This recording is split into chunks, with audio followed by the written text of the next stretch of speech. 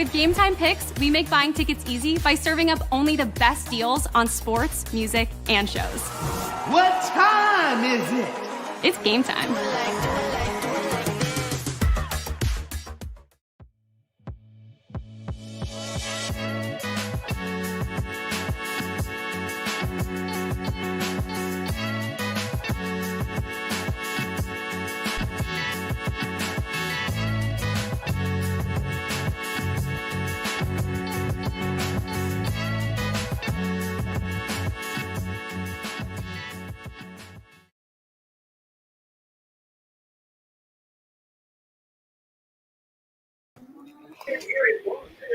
Right.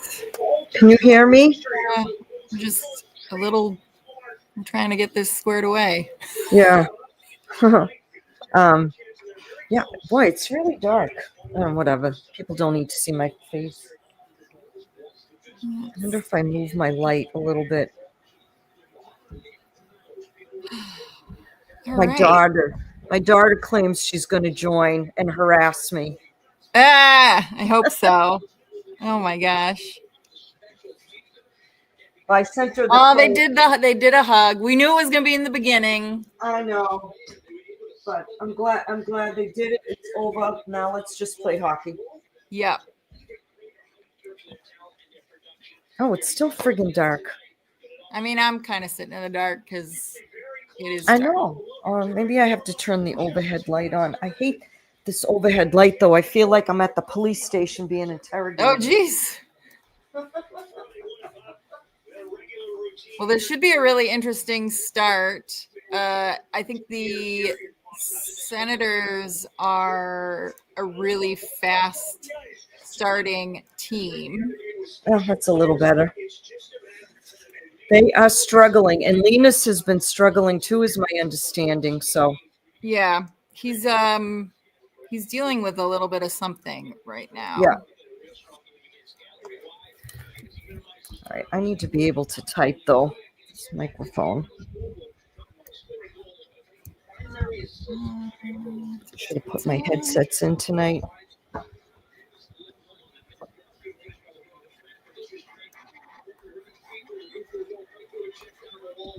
So let's Not see. the We're greatest still of waiting setups. for this game to get going. I'm trying to get this lighting. Oh.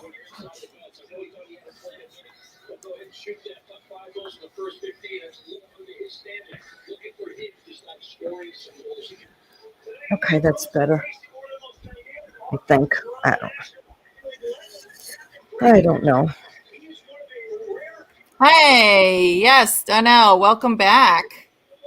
It is. We decided to do a live stream with the Senators in town because of Linus returning to Boston. So thank you for joining us, Donnell. We shall see how they do. I should probably turn the volume down on my TV here. I don't know if it's coming through. Mm-hmm.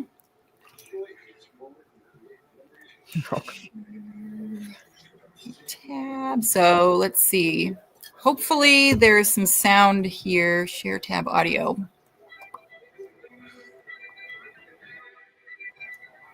But we can hear this super quick.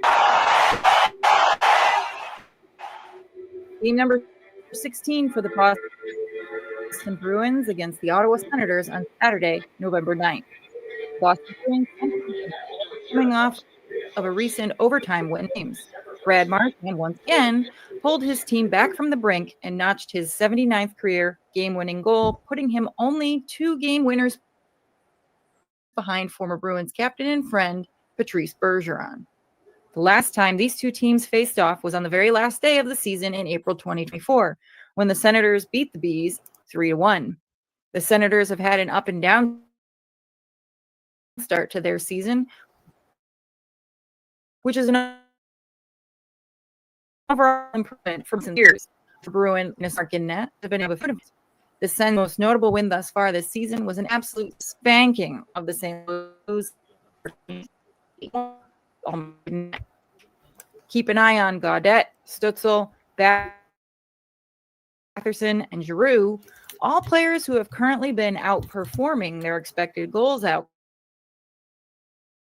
during play. And the Senators are on the power play. The Bruins are still in the goal category, with the exception of Cole Koepke, Justin Brazeau, and former Senator Mark Kastelik. All three players are the only Boston Bruins who are performing above expectation. And speaking of special teams, the Bruins continue to lead penalty minutes, but have all 22nd in the penalty kill percentage, particularly the team that has Brady Tkachuk, Tim Stutzel, and Nick Cousins on the roster. Of course, talking about the matchup between goalie rows, Linus Ullmark and Jeremy Swayman, their stats are taking a hit because of the players in front of them.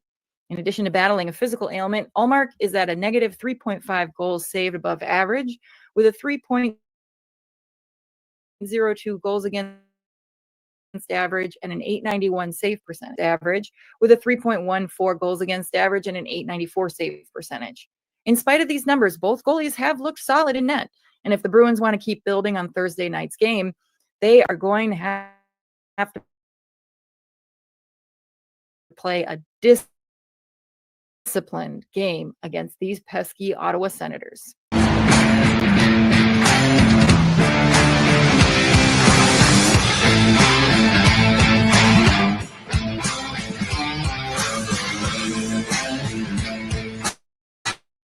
me, it's going to be exciting to be help Howard out. Awesome. So what are you excited about then, Maria, for tonight's game after seeing the little preview that we put together? What I'm excited about is just continued consistency. I just want to see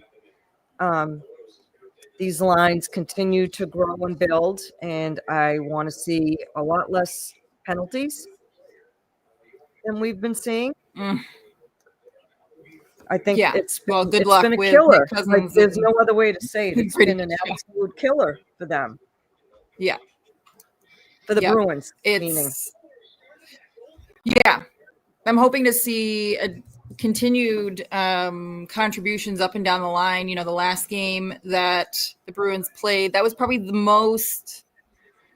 deepest the team has been in terms of contributions up and down the lines. The most number of guys were involved. There was a lot of good to take away from that last game. So hopefully they can continue to keep plugging along and link another game, another win, because otherwise we're going to be limping to the playoffs. Yeah. No, and it wasn't ideal that they, gave up a 2-goal lead. But again, penalties, and you know what? Thank God, Brad Marchand saved his own bacon, because that penalty he took in the third period was no bueno, no need of that, absolutely unnecessary. So he went from being the potential GOAT to the hero. So he's lucky. He made up for that. And he was trying to make things happen. He had hit at least one post, maybe two. He hit 2 posts. In that game. So I'd like to see Pasta put a goal or 2 in tonight too. Like I forget at what point it was. It might have even been in the third period of the game on Thursday night, where he had a clean opportunity to shoot and he didn't take it. He passed for whatever reason. I don't know if that's, a lack of confidence, thinking too much, trying to make something happen. Just take what the hockey gods give you. Take what the hockey gods give you. Yep. Yeah. I still haven't seen enough from him. I don't feel like the benching really accomplished a heck of a lot. No. I mean, he's getting assists, and which is fine. And you take the turnovers, and I know people rip him, particularly on local sports talk radio. However, you want your best player to have the puck on his stick a lot. And so with that comes the potential Mhm. for turnovers, and he's not immune to it, and he's not alone. I mean, Connor McDavid has turnovers, Sidney Crosby has Right. turnovers. It happens. It happens to I mean, it's all the of nature them. of the position. Right. Right. But there are those moments where you do the reason for the benching was that, you know, he made an egregious play, and lucky for him, Jeremy Swayman saved his ass because it Mhm. was pretty much a breakaway. And if Mhm. that goal had gone in, it would have made it a 2-1 hockey game at that point in time, which could have Right. changed the whole Exactly. trajectory of the game. Yep. So now the guy Yeah. I'm still waiting for 100%. Monty to levy some Mm. criticism at, or whatever, Yep. you know, give him the Brad Marchand, David Pastrnak treatment, is Charlie McAvoy. I'm getting a little, I know he's playing a little bit better, but, you know, we seem to be making a lot of excuses for this young man. Yep. Yep. Exactly. Yeah. Again, he's not alone. I guess too. I don't know if think it's a good or a Brandon bad Carlo thing. has been I playing haven't. great either. Yep. I feel like I haven't heard his name recently in games, and I can't decide if that's a good or a bad thing. I mean, I guess the way things had been going, it's good, but Grant, come on. Boo. Are you joining us in here tonight, Grant? I can't even type. Oh dear. Well, that's very cool. Jared's at the game. Somehow I didn't see that earlier. Very excellent. Oh, well, thank you, Grant, for joining us. And Discord members get to hop in here with us too. So if you aren't a Discord member yet, I'm waiting. I will be doing laundry and such, so a bit distracted to do that. Oops. Priorities. I get it. My laundry was done earlier today, so. yeah.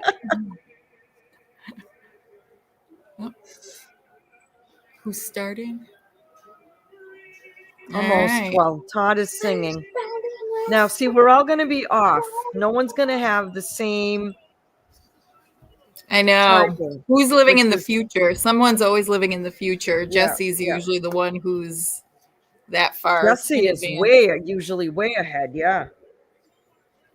I don't know. He lives in New Hampshire, so that is the furthest east. I don't know. I'm not that far from New Hampshire. I don't know why he's always so much more ahead. I don't know.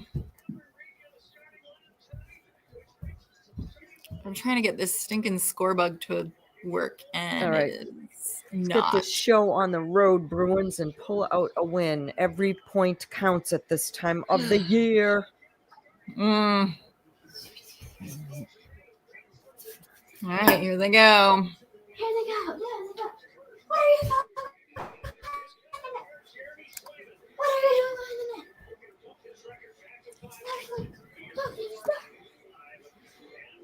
Well, they certainly, as expected, the Senators have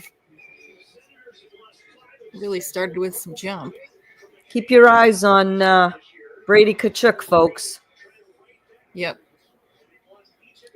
But also those guys that I had mentioned on the Senators who have been exceeding expectations, not just with their 5-on-5 play, but on the power play. And if you're going to make the assumption that the Bruins are going to be on the penalty kill a lot, you need to watch out for Tkachuk and Stützle and Gaudette and Norris. Yeah, and I think Shane Pinto's someone to keep an eye on too. Yeah. Yeah.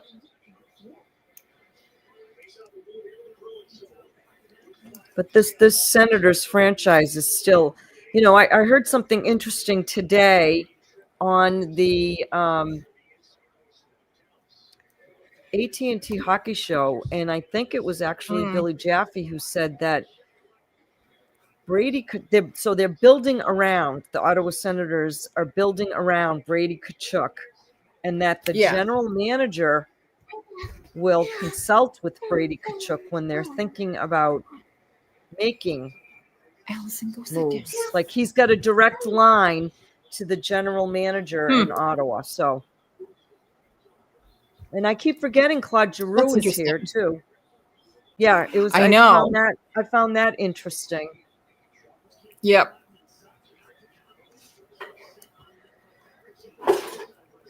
He's been around for a long time.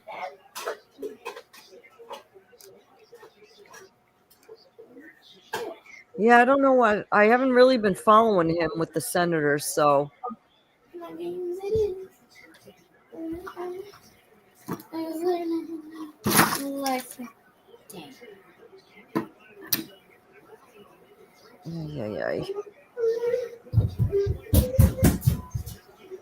Oh my gosh. What? Yeah. Bruins are hemmed in their own end already to start the game. Well, they're getting out. They got back into the offensive zone. Right. Oh yeah. Now they are. Right now, it's a bit of a ping pong situation. They're going to need to calm down, I think, a little bit.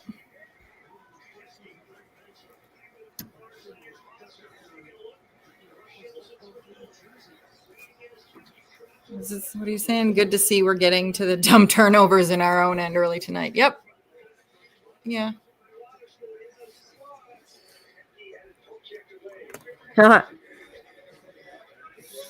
Yeah, we're another area that needs to be cleaned up a bit, but Yep. Gig.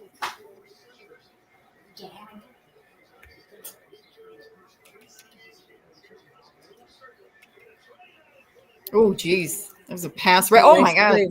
Right through the play by crease. Watersburn. That was scary.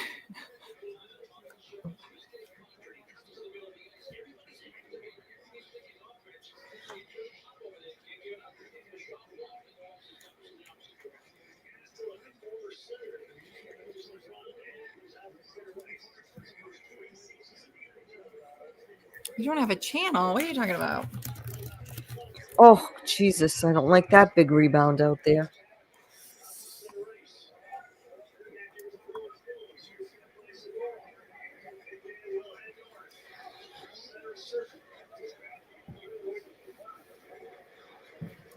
You guys crack me up. Oh, Jesse can't get in? Hang on.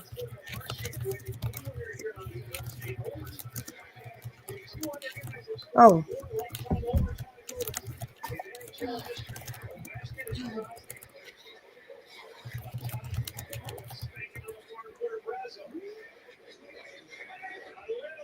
Oh, gee.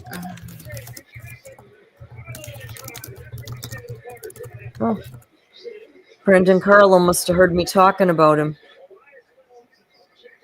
I don't know what his deal is. Jesse's? No. Brandon Carlo.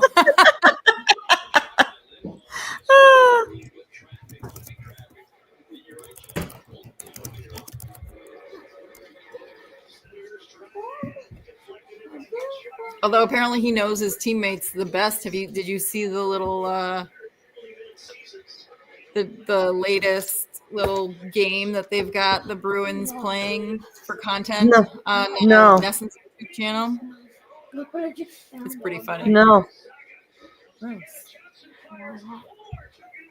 Oh. It's pretty good.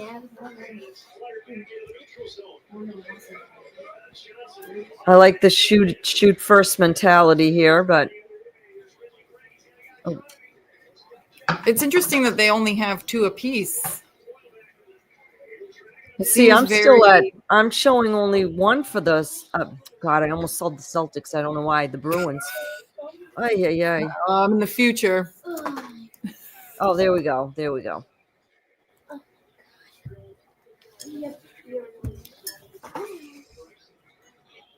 Yeah.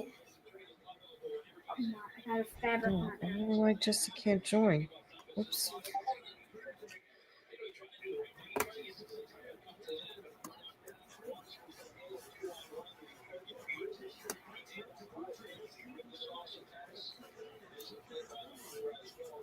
It is 0-0. Ottawa has 2 shots on goal, Bruins and the have Bruins have 2. 1. Sorry, I got distracted. I was looking to No, I got. get this. Oh yeah, they took a shot at what the hell? Ooh, Catholic for the oh, come on!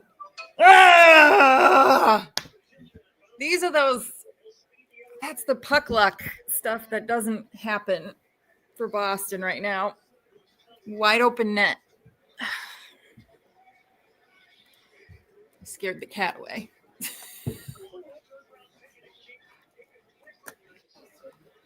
My daughter's already harassing me. I don't know how she expects me to look at the camera and the TV at the same time. Ah!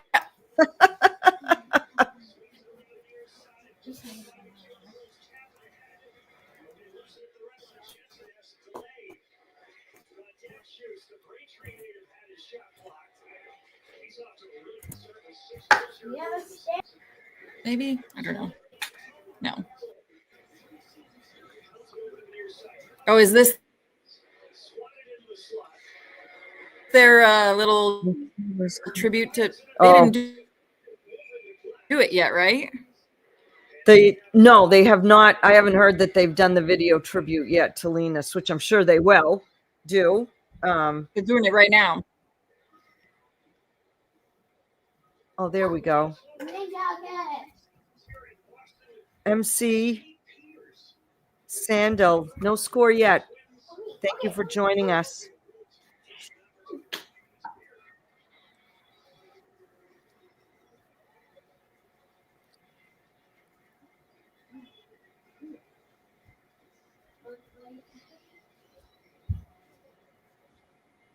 How lucky were the Bruins to have a tandem like this?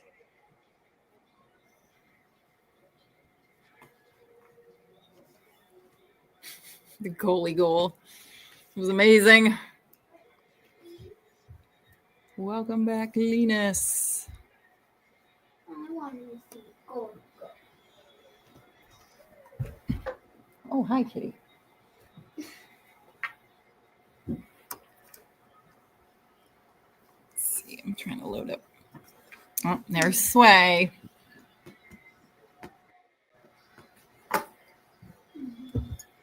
All right, so they've done their That's little pretty thing.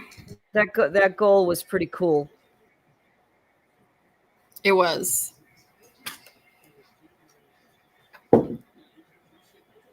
Oh, your cable is well. I'm also streaming from my phone to the Grant, TV. everyone has My different. phone. Every time we're in the discourse, that could be 6 of us, and 6 of us, 7 of us have different timing on a play, on a goal, on a penalty.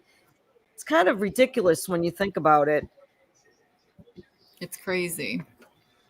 Even if I'm watching the app on my phone or on my laptop, the phone is always faster. By a lot, too.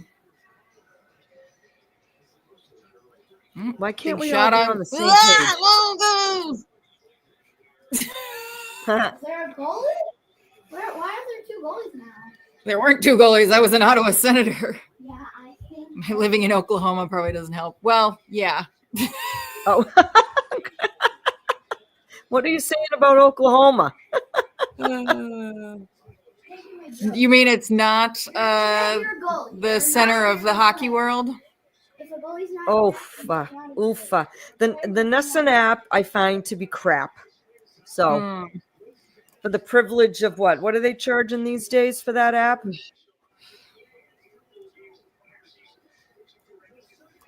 $300, almost $400. I log in with my parents' cable credentials, so I don't pay for it. That's how I do it. Yeah. I'm not paying extra. Much as I love the Bruins. Yeah. Is my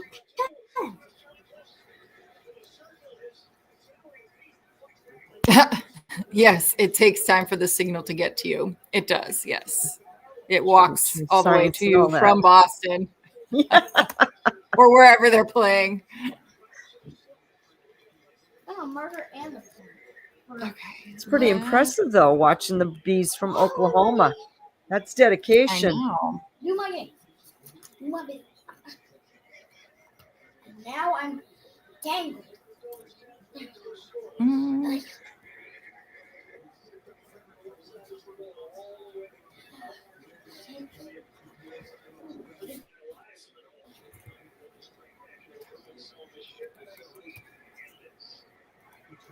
All right, let's go, boys. Let's put some offensive pressure on.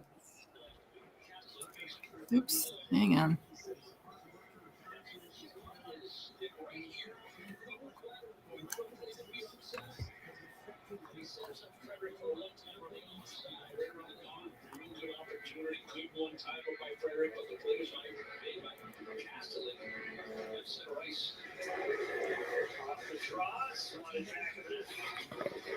See if we can get something Ready. going here. Choppy period. Yeah. I just like it when it just, it's up and down, back and forth. Yeah, which it does seem like it's been. I think that's why there's just so few shots on goal right now. What are we thinking about Trent Frederick these days? I mean, I think it says. Does it say something if my answer is I don't care? Yes, that's very telling. And I mean, I don't hate him. While he's been a little bit more active physically, you don't get points on the score sheet for being just physical. Yeah. He Well, Zadorov introducing himself. Hey, great question on the skate pod. For our podcast, because I did listen to it, asking if it's too soon to tell about the return on investment with our free agency. Yeah. That just came to me in the middle of the night, and I'm like, you know what? I'm gonna submit it. It was a good question to their mailbag, and to their credit, and they're always very gracious. On the skate pod, hosted by Scott McLaughlin, Bridget Prue, and Brian DeFelice. But I think Brian said, it's a valid question, right? But I think the consensus was that it might be a little too soon to make. Yeah. I'm not sure that I agree with Bridget that you need to wait until the playoffs to make that determination. No. Because if you don't make the playoffs, and that I think you can tell earlier than that. But I do think that the playoffs really tell you if everything was worth it. Like, right, it's not just two players. If any of the lumps, it was worth any of the lumps that maybe you got with it. And I know that I asked the question that way, but I think the context or the premise for my question was, and again, everybody's been off to a slow start, but the slow start for everyone and the kind of inconsistency that we're seeing, I kind of expected maybe a little bit more fluidity with adding these players, because it's not like they're bad players. They're both good players. I mean, Zadorov, I know people have just been, railing all over him about the penalties. I have no problem. Okay, right now, as of the start of this Bruins game, knew this. That was full disclosure. Everybody knew this about this guy. He's the only defenseman right now with a positive plus minus. He's the only one right now. So in my book, I have no problem with him. I have no problem with these penalties, because, and I've said this a million times, I feel like a broken record. He's not the problem. He's just the more noticeable one when he gets the penalties. It's one thing to see someone get, see the Bruins have one minor penalty every single game, fine, whatever. But it becomes more noticeable when you're averaging 5 minutes per game because everybody else is also getting these stupid stick infractions. And I think he just ends up being the one that people maybe blame because he's got the reputation and whatever. I don't know. I have no problem No, with him. sometimes I think he gets penalized because he's big. That's what I think. I honestly think Fear that factor, happens. like your elbow is at someone's head. Yeah. Which How Lindholm? I think MC which Lindholm?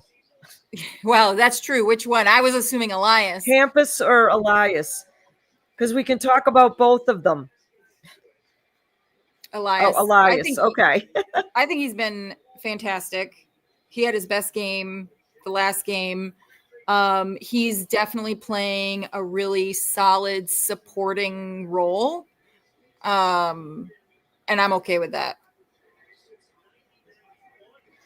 You didn't realize there were two? Yes. And they were both born in the same year. Yeah. One was born We have in a January, Hampus who plays defense and an Elias who plays offense. They're absolutely no relation to each other. Nope. And Number Hampus 27 Lindholm, and I 28. think, had his best game of the season Thursday night. Yep. The fact that I'm watching this because this is my mom's friend's team. Everybody knows a Bruins fan. Whatever it takes. We're glad you're here. Thank you for joining us. So Elias, I think, has come as advertised. I think we're all waiting to see a little bit more offense from him.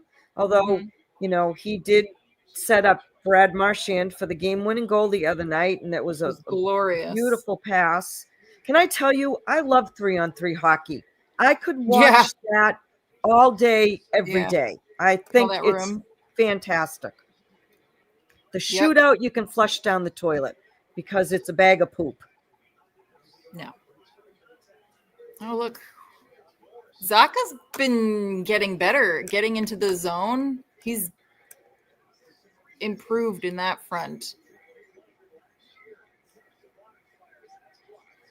We're in a little bit of trouble there. So is it the intermission? Not quite yet. Yeah. Oh, yeah. So, Grant, how are we halfway through this period without Stutzel having to? I don't know. I'm sure he's holding that for his little bag of tricks for when things start to get not go well for him. I'm sure. Is it intermission because it's like nothing's really happening? Like nothing's going. Yeah. Well, there's a ton happening and nothing happening at the exact same time. Ottawa isn't exactly lighting fires throughout the league, but again, they're all still professional hockey players, so there's a reason they're playing the game. Yep.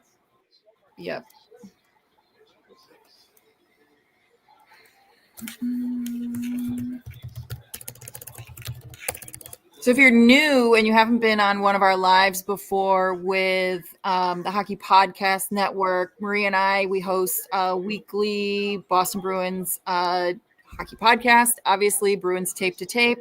Definitely go check out our YouTube channel and you can see some of our fun content and things like that. YouTube channel?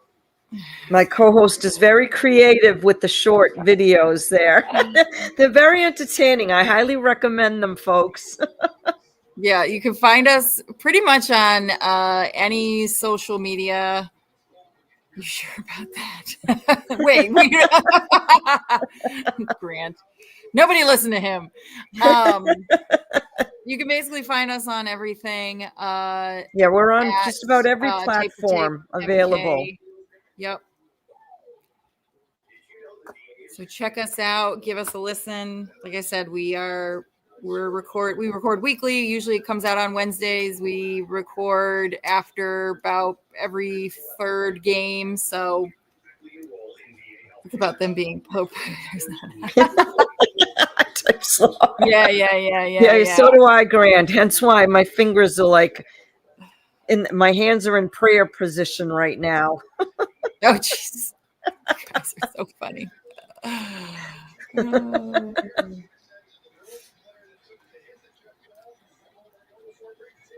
Let's see. I'm trying to get this link. Holy moly! Look at Stutzler's shiner. They're just Well, he showing probably it up deserved close. that. And that's no. It sounds like he took a puck during practice. Ooh. That's a beauty. I don't even know how he can see out of that eye right now. I love hockey players. They have to be basically like in traction to keep them from hitting the ice. Pretty much. Yeah. You have to have lost a limb. Oops. It's amazing. Absolutely amazing. I still will never forget the Steven Stamkos basically, smashing his face, getting stitched up. This was at the TD Garden.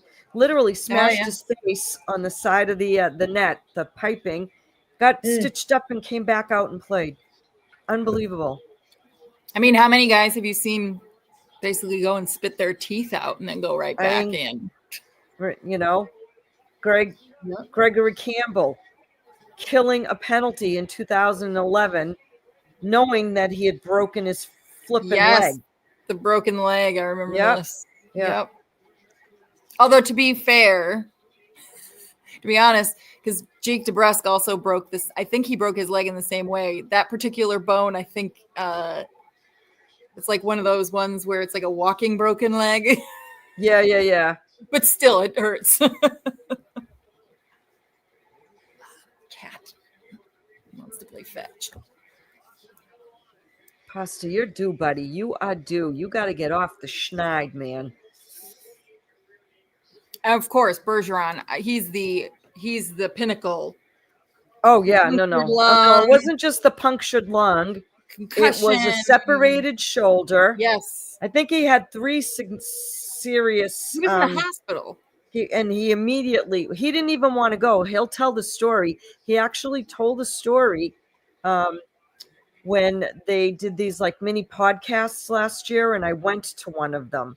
Oh, and yeah. He didn't even want to go to the hospital. They basically forced him to go to the hospital after that game. Yep.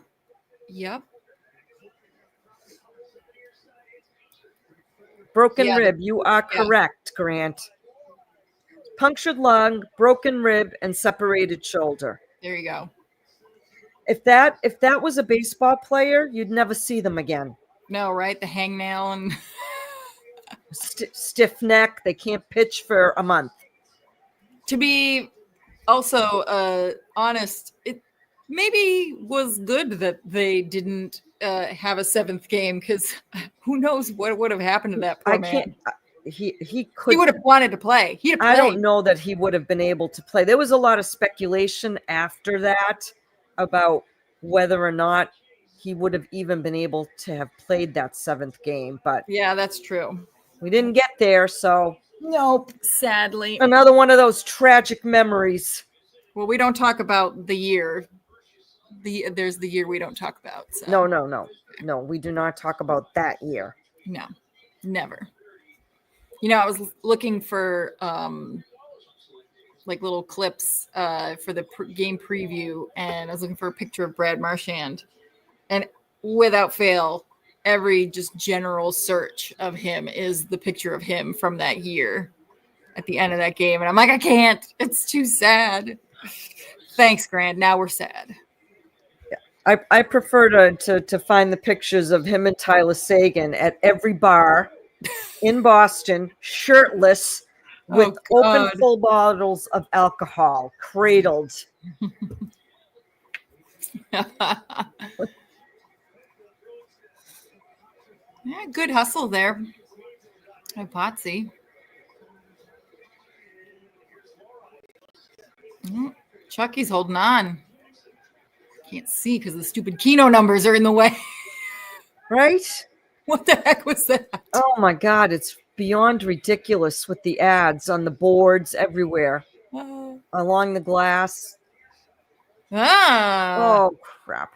Power play, huh? Great. So we're still scoreless.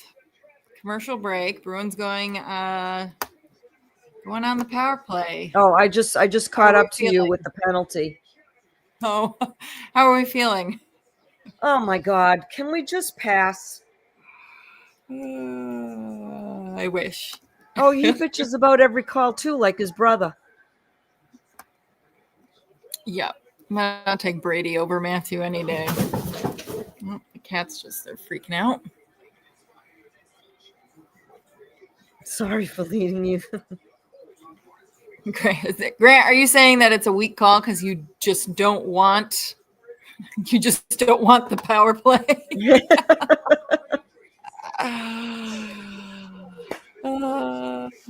Well, at some point, that power play has to work, right? Like it has to work at some point. Do you remember a couple years ago Man. where they were about to break some record of failed power plays? And then the season ended? I can't remember. Was that 2011? When did they make the deal for their, they were lusting after the puck-moving defenseman, Thomas Caberlet, who I deemed Thomas Crapperley, because for all the money they gave him and what they gave up to get him here, he was just didn't pan out. And I think that was the year. Like, couldn't buy a power play goal. Couldn't buy a power play goal. Nope. It's been years of this. Yep.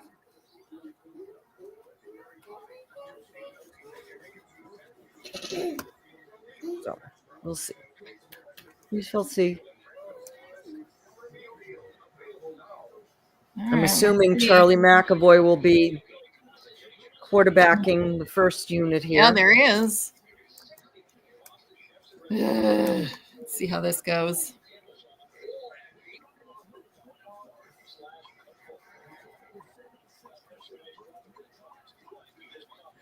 All right, Pasta actually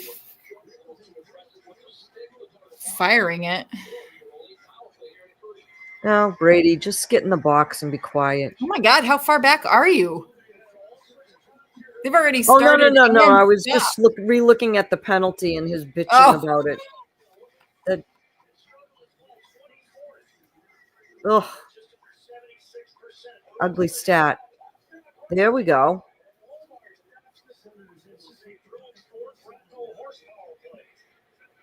What's the time on your... Listen, if this continues with this power play, they're going to have to change it from horse power play to donkey power play.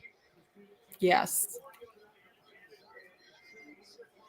How much time do you have left on your clock? For the power play?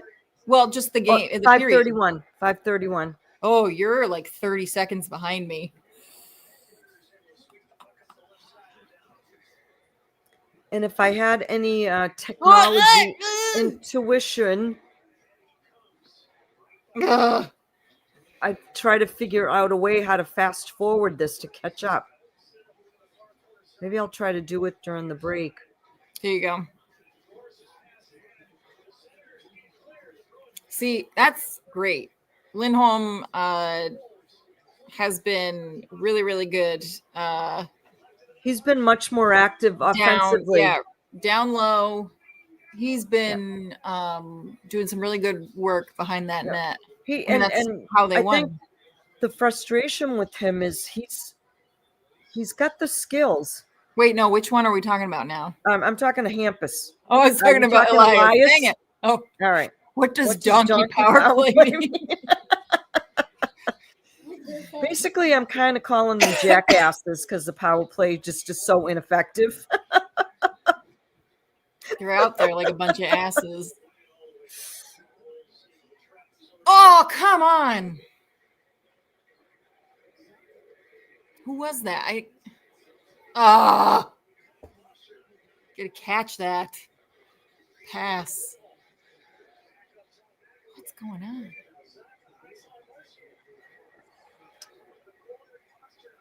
Are the natives getting restless already in the TD Garden? I can't tell. I can't hear them. Oh, fudge. Jesus. Oh, on That's- Napola. Hampus is not doing a great job on this power play in particular. No, he is not. I take back all the nice Those are things I said two- earlier. Twice now he's lost possession when they were set up. Oh my God almighty. Yeah.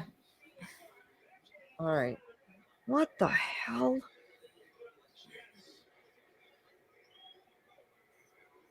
Well, yeah, he had to. He's the one who flubbed up the puck at the point. See? Donkey power play. Shit. Yeah, yeah.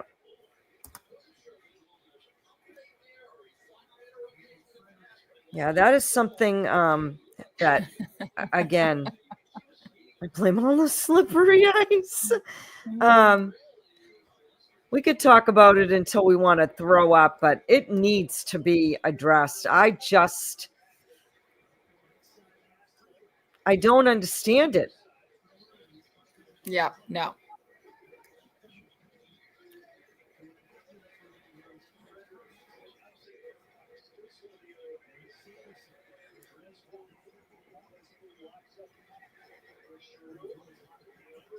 Yes, we're still in the first period here. Winding down. Yep. We're under I've got about 3 2 minutes left. Yeah.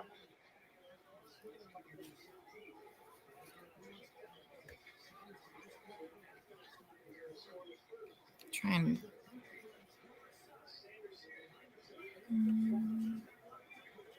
There we go, Cousins. It begins. It begins. All right, I'm not there yet. What do you do? Just being an ass.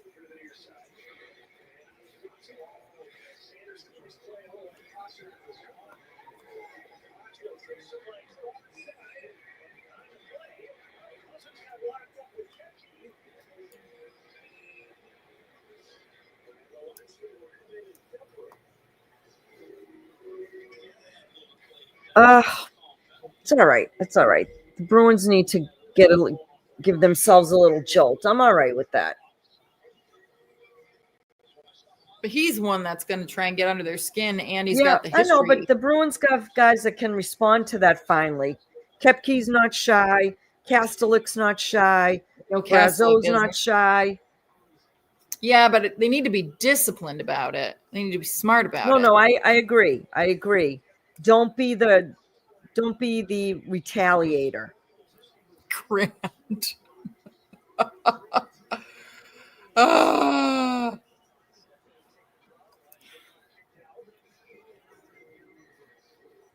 For a P60 from Montgomery. In Europe, we have what's called a P60 for employee who's about to be let go. No idea. They call it oh crap. You're fired? No. It's it's PIP. PIP.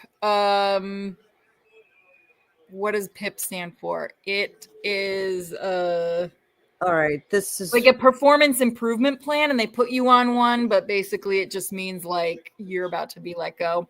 But this is very interesting, Connor, because I'm of the mindset that I think that Monty is not necessarily doing a bad job. I don't think that he's necessarily being a poor coach. If he does end up getting fired at some point in this season, he's likely to be what I call a collateral damage loss. Whew, big save. Because the players in front of out on the ice just are not doing their job. And a lot of times the only way you can really shake things up and shock the system is to chuck the coach, unfortunately. It's unfortunate, but it happens not only in the NHL, but it happens in other leagues as well. And it sends a message to the entire roster. If that's what it comes to, and I'm not convinced that it will, why they haven't extended him yet, if they're so convinced he's there long term.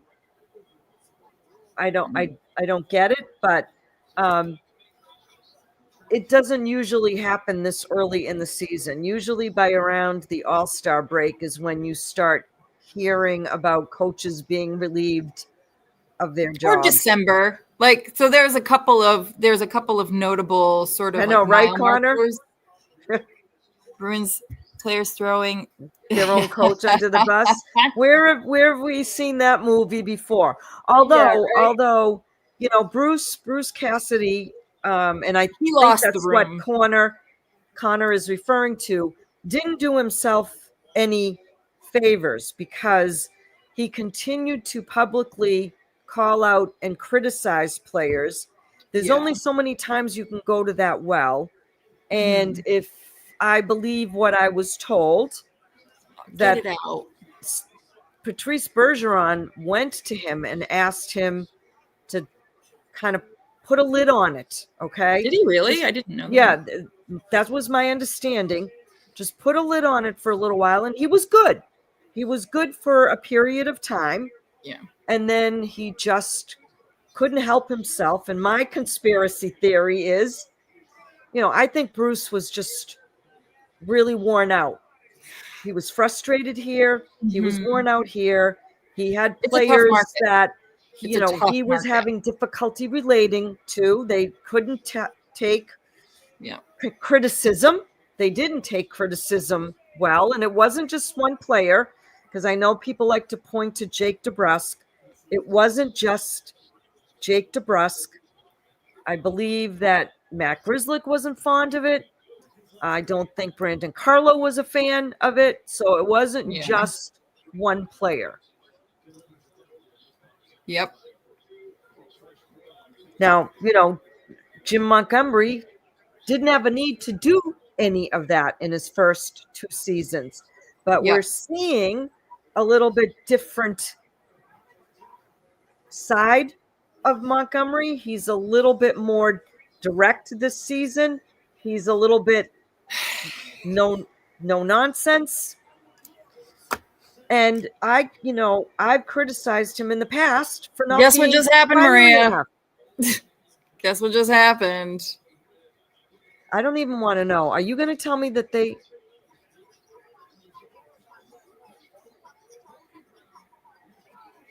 fucking gave up a goal late in the period? Jesus Christ. Are you kidding me?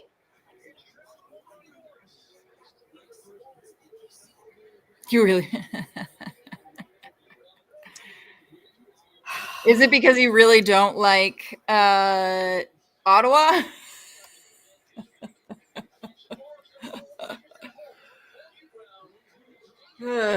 Classic Bruins. Like, nobody picks him up. This is a great question, Bianca. What are you telling the players? Oh, details. Can I share who that is? Oh, it's your daughter, isn't it? My daughter. I remember because my grandmother's name was Bianca. We had this conversation. That's correct. That's right. That's right. I remember. So I'll let you respond, Caroline. All right. So if I'm Monty, first of all, I wonder if he would go and talk with them, because I kind of would feel like right now, because of a lot of the issues that we've seen are clearly on ice chemistry issues, and I almost would think that maybe right now he is putting the onus on the leaders to have some of those conversations, because I think they're the ones who are going to be the key to getting them out of either this rut or build some more of that chemistry. But that being said, details, certainly what, Hampus did with that power play and not keeping it in twice, details right there. The details with 7 seconds left, right? That's something that they just really struggle with. And I don't really understand why that continues to be an issue. Because otherwise, they're playing a fast game. They're keeping up. They're going back and forth, which I don't have a problem with. It doesn't make for the most exciting hockey, but they're sticking with it. So That's what I would imagine the conversation would be around. And we've heard him talk about this many times before. It's little details. It's things that they should already have an awareness and understanding of, because any little mistake, I don't care what team you are in the NHL, you can capitalize on any little mistake that any other team makes. Yeah. Yep. There's only so many times that we can blame bad puck luck. And they've already had their bad puck luck moment, I think, when they had basically a wide open net for a minute and they didn't score. So, yeah. So maybe, hopefully, they didn't play a bad period. One mistake, right? Can't play a perfect game. Maybe that's what I would say. Just pay attention to those little details. Let's get and some the more simple pucks. hockey. Simplify your game. Get some more pucks on net. Yep. And let's not forget too, Lena spent how many years here? He knows pretty much, I would think, with practicing with these guys and watching these guys play, where they're likely going to go. Right. With their plays, with their shots. He's known, most of the team he's played with. Well, it was an interesting first period, I think. What are the other takeaways that you think that they're going to have to start focusing on? Any other bad habits that we've been seeing that we have complained about on the regular? Jesus. Besides disappointing us in the final moments. Right. Those goals, that's been a chronic ailment. Chronic ailment for the team. And I don't know if it's a question of, you think you're going to be able to get out of the period and you let up a little bit, and that allows an opponent to take advantage of it. He was right before puck drop, game 7 of the Stanley Cup. Jared, turnovers are a disaster too. Yeah. Oh yeah, the turnovers. It's been egregious. All of these that's things, the details, right? Yeah, that's all the of details. These things we talk about every week on the pod that have been strengths of the Bruins in the past. Protecting the puck, the penalty kill, playing good defense. I'm not quite sure where the disconnect is happening this season in those areas. Now, I know it's up to the players because they're the ones on the ice that are executing, but how do we know how things are being coached? We're not privy to that. Is this coaching staff not in unison as we think our players aren't in unison some nights on the ice? I think these are fair questions to ask. What has changed in regards to specifically power play? Because the penalty kill has been, this year is the outlier, but penalty kill has been a very reliable special team. But the power play has been bad for 5 years pre-Montgomery. So has anything changed? I don't think so. Well, you can change personnel, right? We've seen that happen. I've heard, others say on other podcasts that, people that cover the team say that, sometimes the players get a little stubborn, right? To which I say, okay, then don't put them out there. I understand you have 2 units and Typically, those units are manned by your most efficient and effective players. But if you see stubbornness out there, sorry, take a Yeah. seat. I'm going to put some other guys that are going to do what we're asking them to do in terms of executing the power play Exactly. or running the power play. Yeah. And maybe that's oversimplifying things, but what have you got to lose at this point? Yep.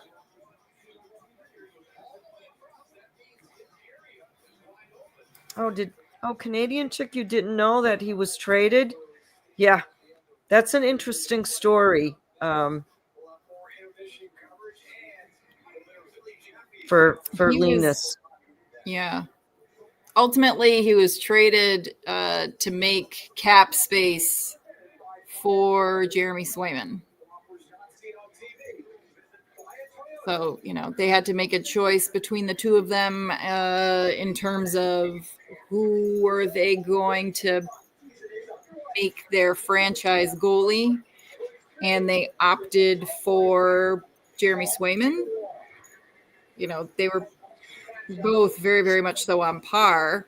It was kind of a real Sophie's choice. Yeah. In all seriousness, a difficult decision. But at the end of the day, I do think they made the right choice. Swayman's a little bit younger. Last season, I thought he was a little better than Linus. Well, he was definitely the best goalie in the playoffs until the Bruins were eliminated. His save percentage, he was a major reason why the Bruins were able to get past the Maple Leafs and then into that second round and as relatively deep as they did against the Panthers. If it wasn't for him, that Panthers series could have been over in 4 or 5 games. So yeah. And I mean, Paul Maurice, head coach of the Florida Panthers, and I think even a number of the players on the Florida Panthers came out and said that of the 4 teams that they had to play to win the cup, the Bruins gave them the hardest time. And I think Swayman was a huge part of that. Definitely. Because let's be honest, the scoring wasn't there. Well, yes and no. It was just they would give up back-breaking goals. That Florida Panthers team, as much as we dislike them in this region, they are relentless. Absolutely relentless. And that's how they're coached. Yep. And when Paul Maurice doesn't think that his team is playing like a dog fighting for the last bone, he doesn't think twice about just lighting them up on the bench. Mm-hmm. Yep. Sometimes we feel like we need a little bit of that for the Bruins. Tough love again. But I think you've seen a little bit of it with Monty this year. Him verbally going after Brad Marchand. I forget what game it was, folks. My apologies. Colorado. But was it Colorado? Just laying into him and then benching David Pastrnak in a game last week. So I think he's trying to change his approach. And he didn't have to do that in the prior seasons. Things weren't, things have been going very smoothly for him during his early tenure as a coach for the Bruins. Yep. Yeah.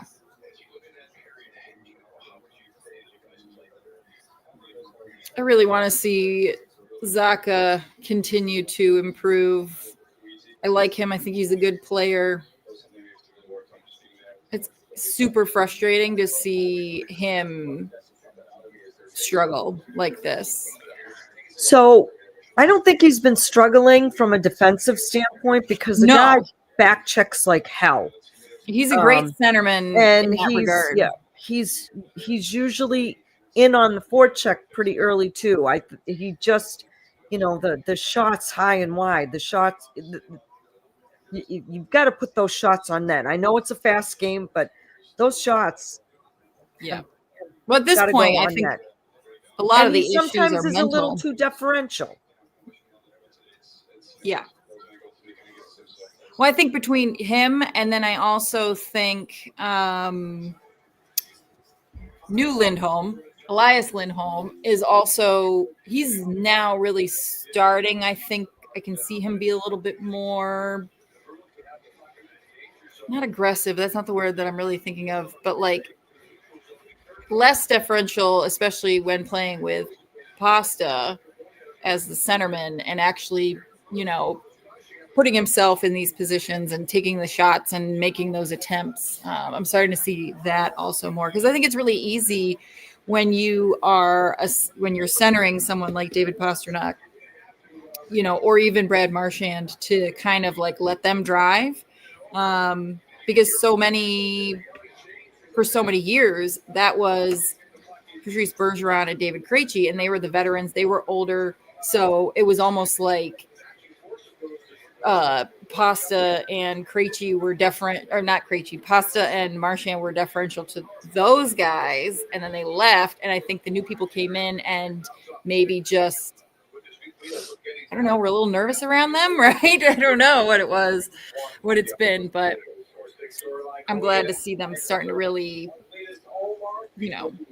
stand on their own 2 feet when they're out there. Well, I finally think they have some line combos that he's going to stick with for a while. It's unfortunate that they, had to split up a fourth line that was tremendous, but you got to do what you got to do, spread the wealth, so to speak, to get other guys going. And, I'm sure there'll be some tinkering down the road. Do we have a list of the lines? I don't think we talked about actually what the lines were. Let me see. Looking at it now.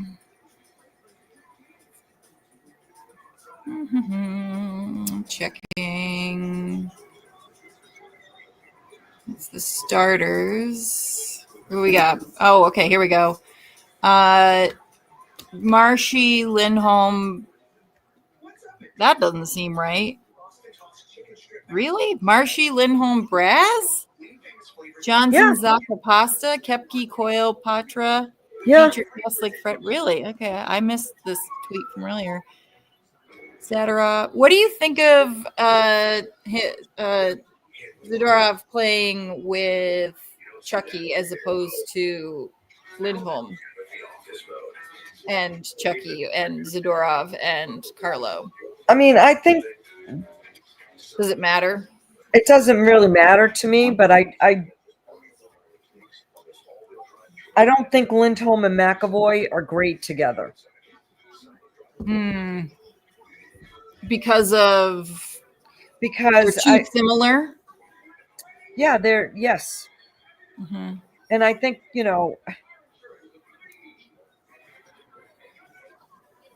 these pairings, like any of these guys can be interchangeable with each other, right?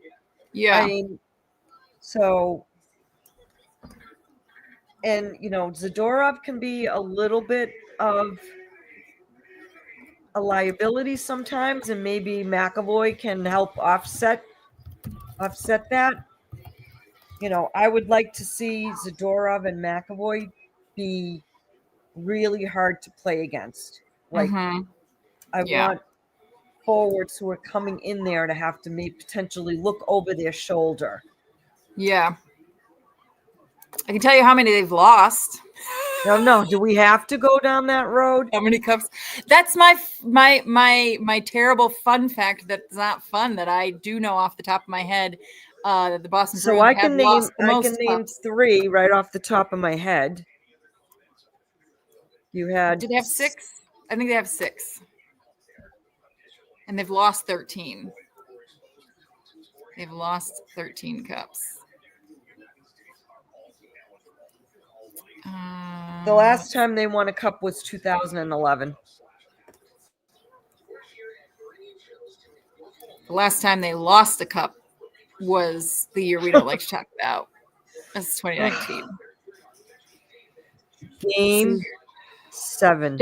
Just don't. It was. I know. My heart ripped out of my chest. I know. I was in the building with my daughter. And sadly, we both looked at each other at the end of the first period and said, this game is over. Yep.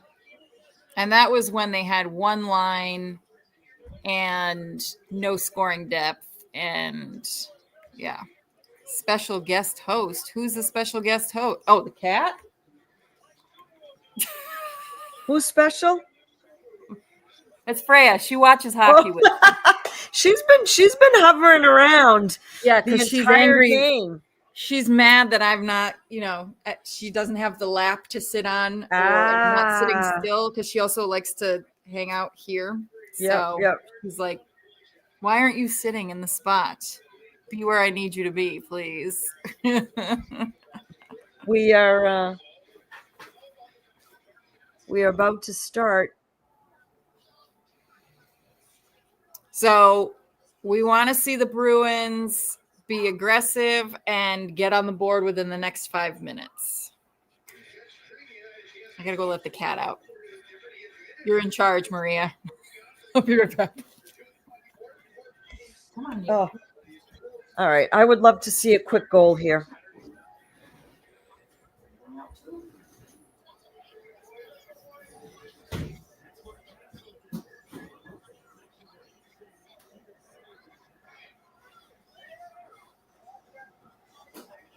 I would love to just one game have Nessie do an uncensored, mic'd up game.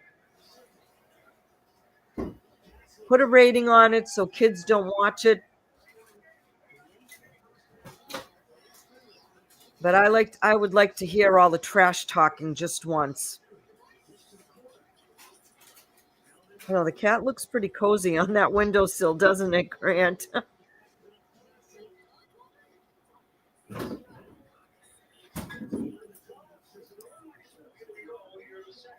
All right, we need a goal here right off the bat. Nice.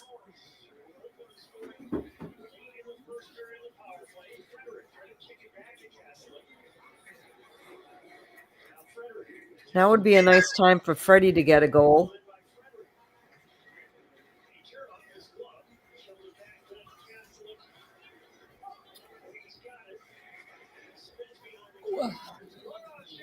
Sorry, I was also thirsty. It was a nice quick shot by Zadorov. Good.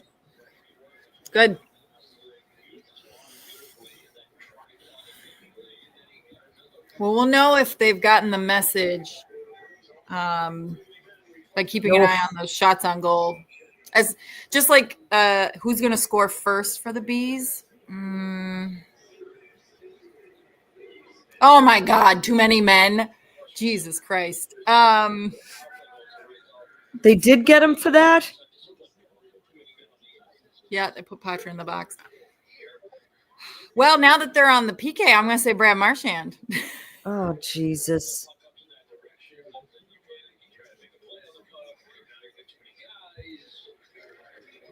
I didn't think they caught it. That's the hallmark Bruins penalty. That is just from a lifetime of Bruins. But then right now, of course, it's any kind of stick infraction. Let's see what they do. All right, well, I will say that this is a big kill here for the Bruins. Massive. Absolutely massive. You've got Zaka, Lindholm. I can't see who the other two are. Other Lindholm, both Lindholms out there right now. And Carlo. Yeah. Carlo. I was like, it's one of the big boys. I couldn't see who it was. Who was who was out there for that first line? I didn't see. Yeah, now I can't remember. Was it Marshy? Good question. Yeah, I Or can't even Pasta? remember. Who's going to go score first for the Bees? Let's see. Marshy. Oh, good. They pushed it out. Yeah, fun. Bianca, you're the a fourth. smart little chickie. Nice.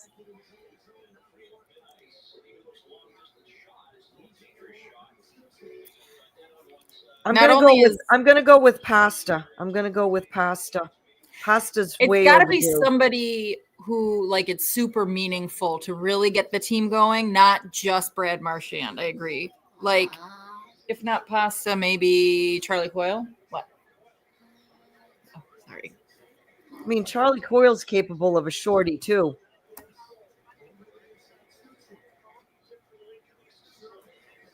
All right, who we got out there? We got Charlie Coyle. Can't see. Usually I have my phone. It's right here.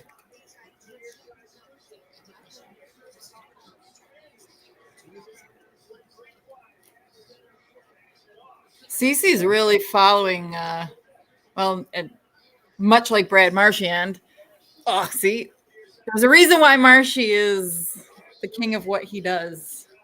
Oh, and there goes Potsy out of the box. Oh, man. Kid, you got to be more aggressive. Here's Pasta.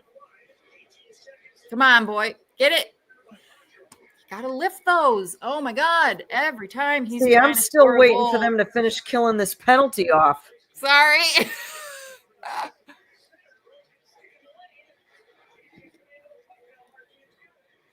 That's the third or fourth time I've seen him try. Oh, that puck went too far ahead of Potsy. But Pasta keeps trying that move, and he's not lifting the puck, and I don't understand what he's trying to do with that move in the crease right there. I'm sticking with Pasta. Come on, Potsy, do it. Did I go into my DraftKings account? Oh, no, it's locked out now with an anytime goal scorer now that the game has started.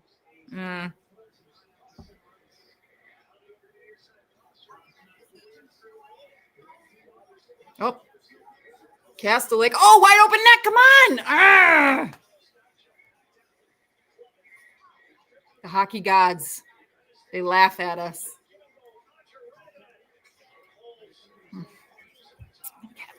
Crying. Yeah. Did you ready some water? What?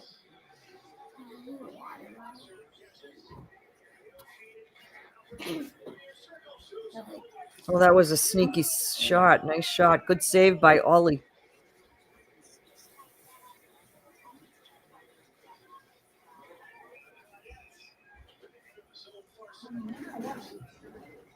All right.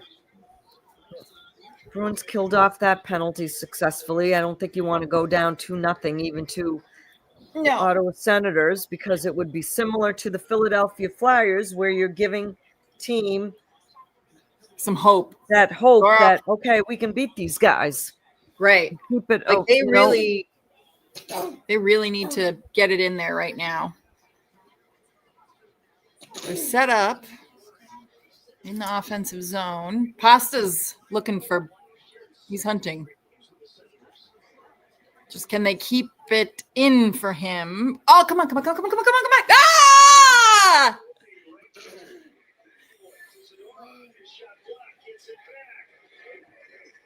I don't know who got it. Zaka?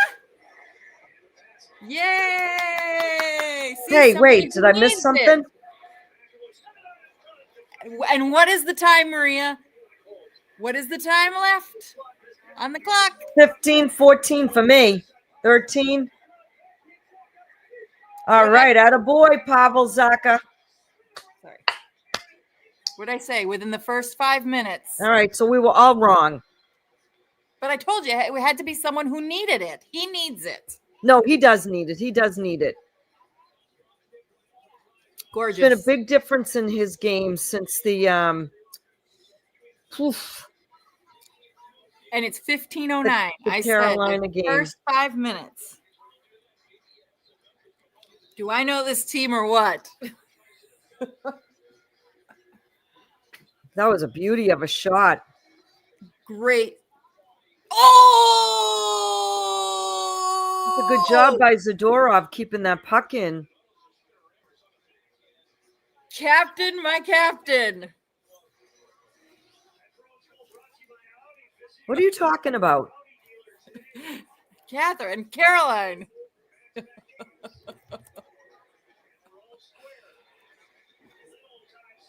Look at him. I love watching him do this. Attaboy! Attaboy! Marshy's office. See what a difference Hampus Lindholm can make, though? Yes, he can.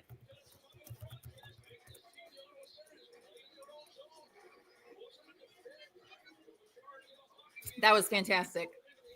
Look at this by Hampus Lindholm. What's going on now? What's the conversation? Why is there conferencing happening?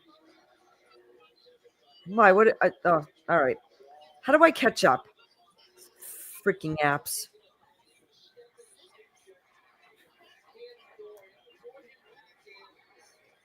Something happened off the face-off here? Oh, okay, then I don't care.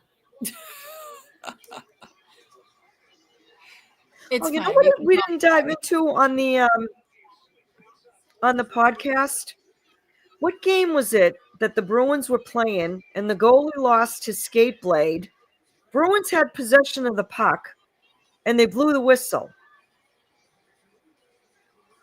Well, I don't understand what's happening right now.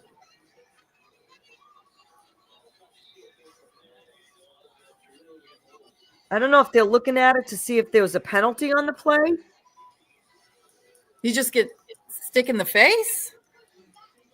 Yeah, well, he's not. Are you bleeding, guy?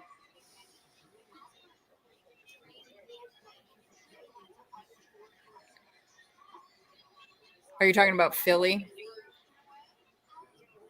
Yes, the Philly game.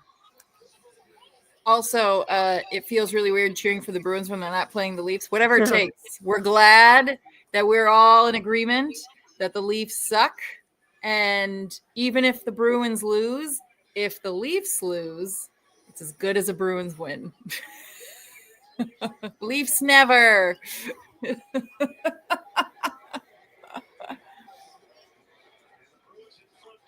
Even the harshest of foes can find a common Right? What's common the expression? enemy. The enemy of my enemy is my friend. Yeah. God. And they're I'm not gonna talk about another fan base, but yes. You know what they were all talking about last week too, about how astronomical the pricing is to go to a game in Toronto. And most of the building is filled with corporate people because the seats are so expensive. Yeah. Well, they were talking about it during the playoffs when the Bruins were there.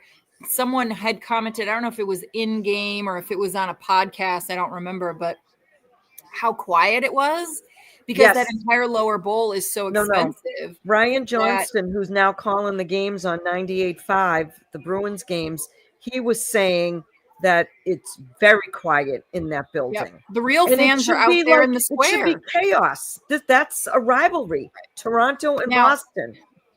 Now, it's pretty expensive in Boston too. Like yes. When we went to the President's Day game last year, what did Ben pay? We were literally in the second to last row you could possibly sit in the nosebleeds, and I think Ben paid over $200 a seat for three of us each. It's lunacy what people will pay for tickets to go to a game in some instances. Yeah.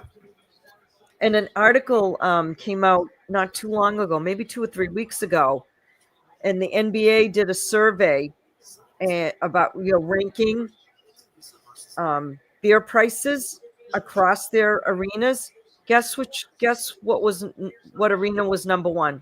TD Garden. Highest beer. Yeah. So it falls under the Boston Celtics, right? But The Boston Celtics don't own the concessions. We all know who owns the building, the concessions, everything in that building. So, Yep. Ooh, come on, Sway. Keep an eye on it.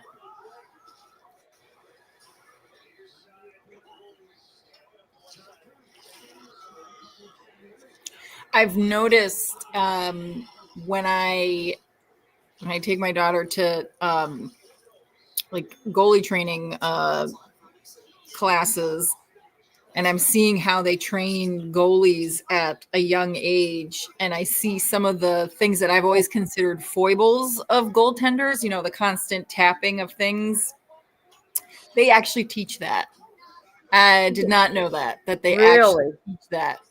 Like when they're getting ready to do like a drill, this one coach of hers always tells them before every single drill, you always back up, you tap, and then you go forward and you set. And I was like, I did not know that. I just thought they were all kooky.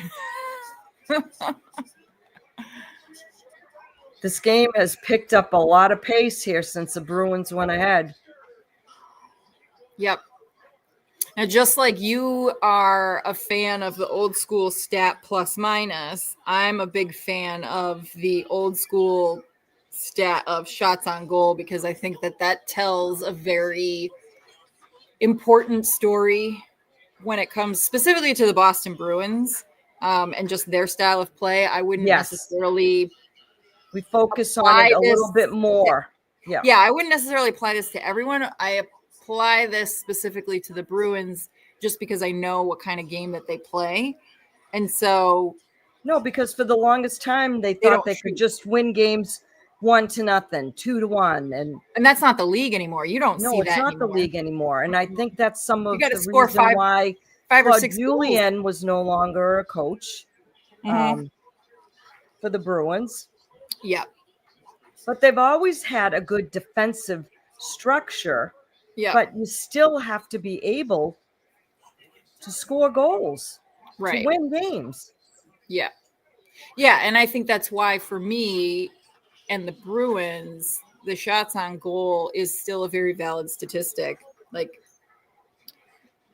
with these statistics, right? They have, for me, if people devalue the plus minus and they look more at Corsi, then why are we maintaining the plus minus? To me, that still means something. It does. It does. Because Corsi only is looking at shots, and plus minus is looking at, again, a little bit of a bigger picture. If you're consistently minus, why are you on the ice for all of those goals? All of these goals that are being scored. What's going on? Yes. That it makes you think about something more. And the same thing with the shots on goal. Like, again, people I think looking at Corsi or Fenwick, and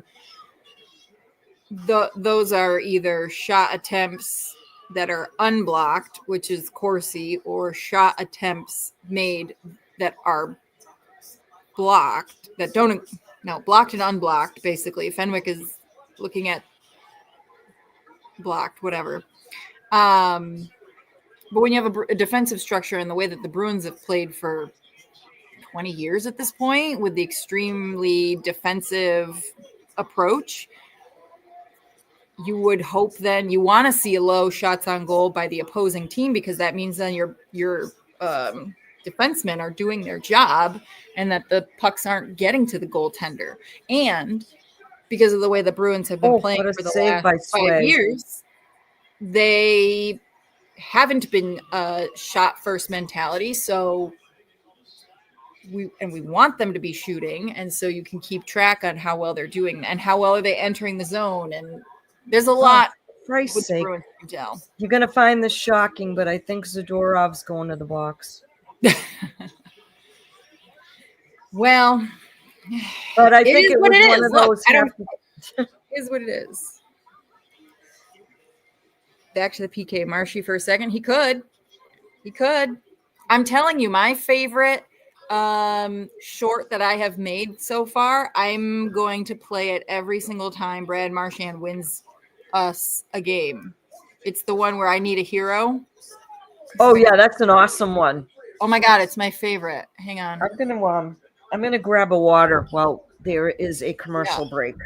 Wait, that's him hitting the post.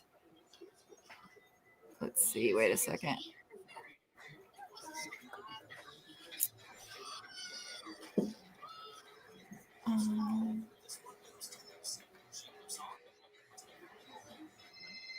That's the power play.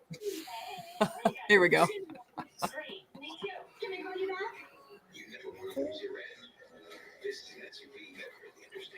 Oh no, that's. Whoa.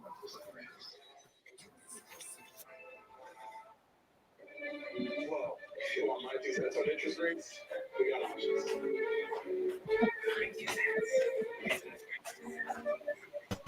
He's gotta be strong and he's gotta be fast and he's gotta be. That's not teamwork. I think Connor, about I think it. he's had a all the penalty time. in every freaking game he's played in a Bruins jersey so far. Every game. Now, in some I instances, don't think he had one in the last I game. don't. I'm not really sure. Like that's a nothing burger as far as I'm concerned. But it's the further those kinds of penalties are what I call the wussification of the NHL right there. It's still pretty early too, so they're I think the refs are still kind of trying to set the tone. So they're calling everything still. It's barely November. No, We're not halfway focus through on the November. real slashes. That's a stick tap. I mean, and I know the league has changed and it evolves, but you know, Nikki Six for me, huh? That's a good one. Yep. Yep. Yeah. Even we can't call him Big Z. Zadorov himself doesn't want to be called Big Z. He even addressed it, and he's like, "No, there was only one Big Z. Just Yep. call me Z." Yep. Yep. Zaddy. All right. Is it me? Well, you're 30 seconds behind me. The game seems really slow all of a sudden. Well, the period had some momentum to it initially, but I think it's I mean, I hope they're not running out of gas. you know, I've often wondered that in some of instances against some of these speedier teams, if they just get fatigued in the third period. And again, that speaks to like, Yeah. I don't know if it's coaching, conditioning. I mean, True. And I think he did go by a Big Z kind of moniker when he was with other teams, but I don't know, Connor, if you're a regular Bruins fan, but because of Zdeno Chara, he was the original Big Z. So, and I think out of respect for Zdeno Chara, Zadorov wanted to just clear that up immediately. Just call me Z. and he is an old school defenseman, and I am okay with that. Oh, here we go. 2-on-1. I think, unfortunately, a large number of his penalties just happen because of his sheer size. Yeah. You know, when your elbow I mean, we is saw that again in at somebody's during the face level. preseason. He got called just because he was bigger and he hit a smaller player. Right. And it's just, unfortunately, like an unfortunate side effect of being that tall. But I like what he brings. I think, you know, I'm not saying we need to go back to the age of the enforcer, but I like a big defenseman who can be physical and throw a good, clean hit. Although he doesn't always do that, but Oh, Canucks, yes. We're the nicest Bruins fans. Thank you. We appreciate that. We know try to where represent. the bar We try is. to represent well. We know where the bar is, and we would like to show people that there are sane, educated, you know, considerate Bruins fans out there. We're not all insane. We Too are many passionate. passes is right, Judd. Ay. That's the kind of stuff when they look back on a film of that, and I'm Monty.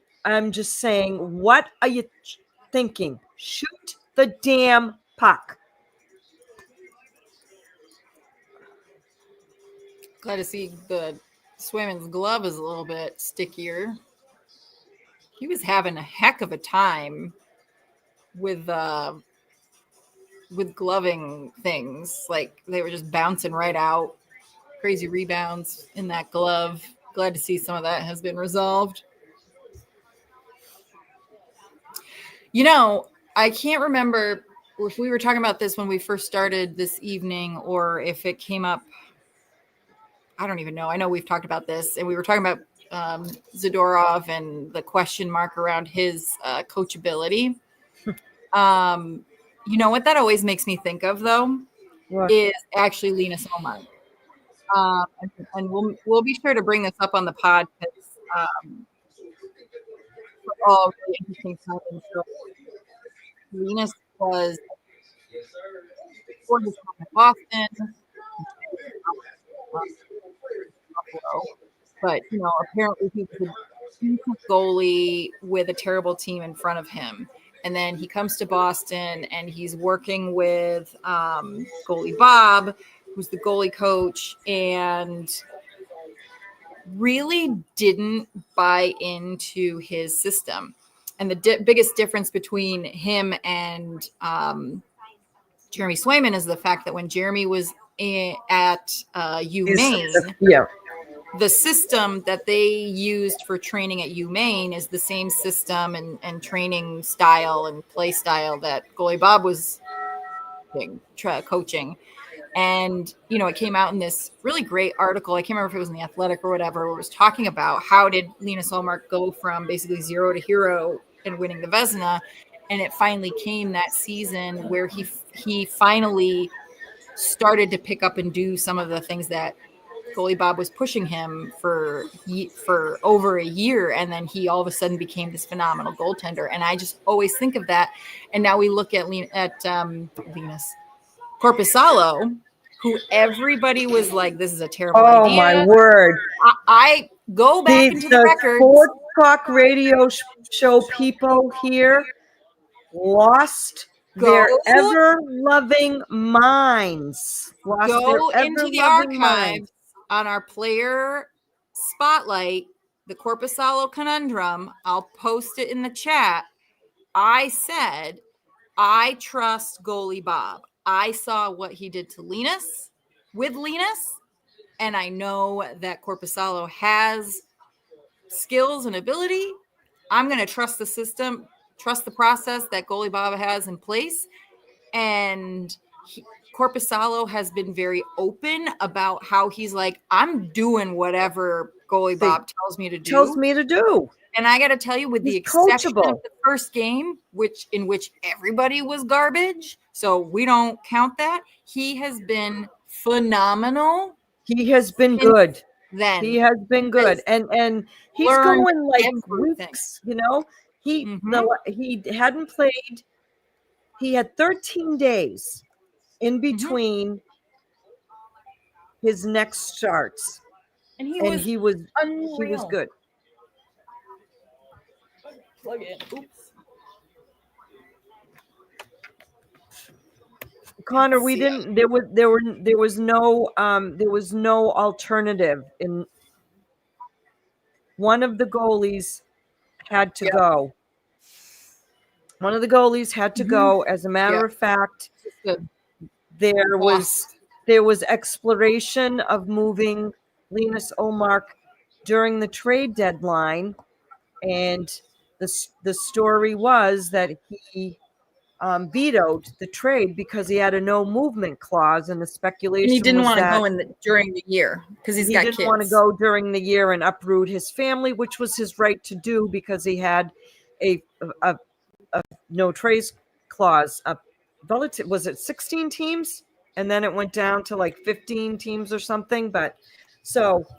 You know, the Bruins had needs that they needed to fill, and it would be near impossible for any franchise or any team to carry Linus's contract in addition to needing to sign Jeremy Swayman to market value contract, which now we all know what it is. So that would have been potentially over $14 million tied up in goalies. Yep. So it was a sucky decision, but it was one that needed to be made. Well, that's why it was a Sophie's choice, but I think it was the right choice. So Bruins are still trailing in their shots on goal, which I don't love. I know, but they're ahead where it counts right now. What I don't want them seeing is kind of backing off offensively and going into their bend but don't break. Yeah. Structure. Well, we are in the horrible Ford Final Five. Oh my God. Ford, whatever it's called. Yeah, the Ford F-150 Final Five. Is that it? Horrible. It rolls right off the tongue. Too many Fs. It's better than the stupid horsepower play. No, I told you that's a donkey power play from now on. Can you make a video of that for our YouTube channel? The donkey power play. Yes, I will. I'm sure. I'm chronically online, so I'm sure I can find something good. Well, it's almost Christmas season, so we could do something to Dominic the donkey. Oh my God. No, I never heard that song until I was an adult living in Maine. And I was in the car and I'm listening to the radio and I was like, all of a sudden the song came out. I'm like, what the hell is this? Literally had never heard that song before in my life. Oh, right, Connor? Because they're willing to pay the obnoxious ad money.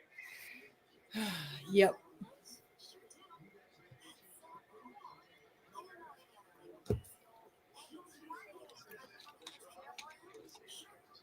You want to guess what just happened? Am I going to want to throw my water bottle at my TV? Yeah, you might want to cap your water bottle quickly. Yeah. Details.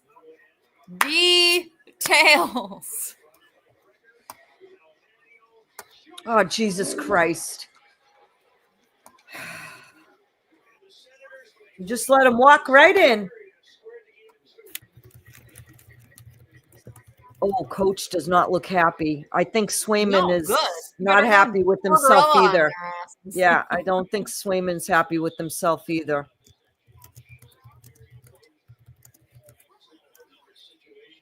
Grant. No, absolutely no pressure at all. They just let him walk right in. So I should have had that. Sorry.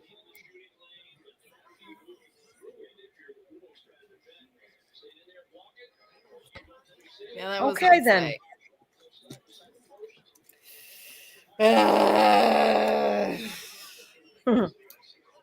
Don't worry, Connor. We between the two of us, we will not set fire on any cars, but we will. Yeah, I agree, Grant. That was bad on Sway. We will be seething. Hey, it's not over yet. It's not over yet. Put the cat back in. Hold on. No. I'm not saying it's over, but I'm just saying in terms of the goal and the potential for a save. Yeah.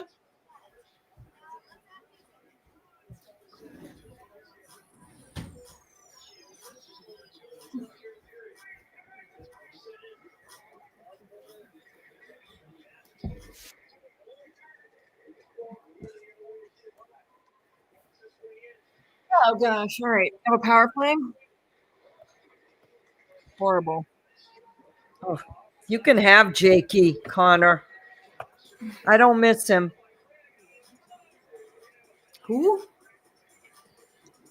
Oh, you're talking about Jake DeBrusk? Oh, I thought you were talking about something that was on. No. It was like, I do not miss the young man in any way, shape, or form. 3 times in 3, and then wait until he stops producing for 20.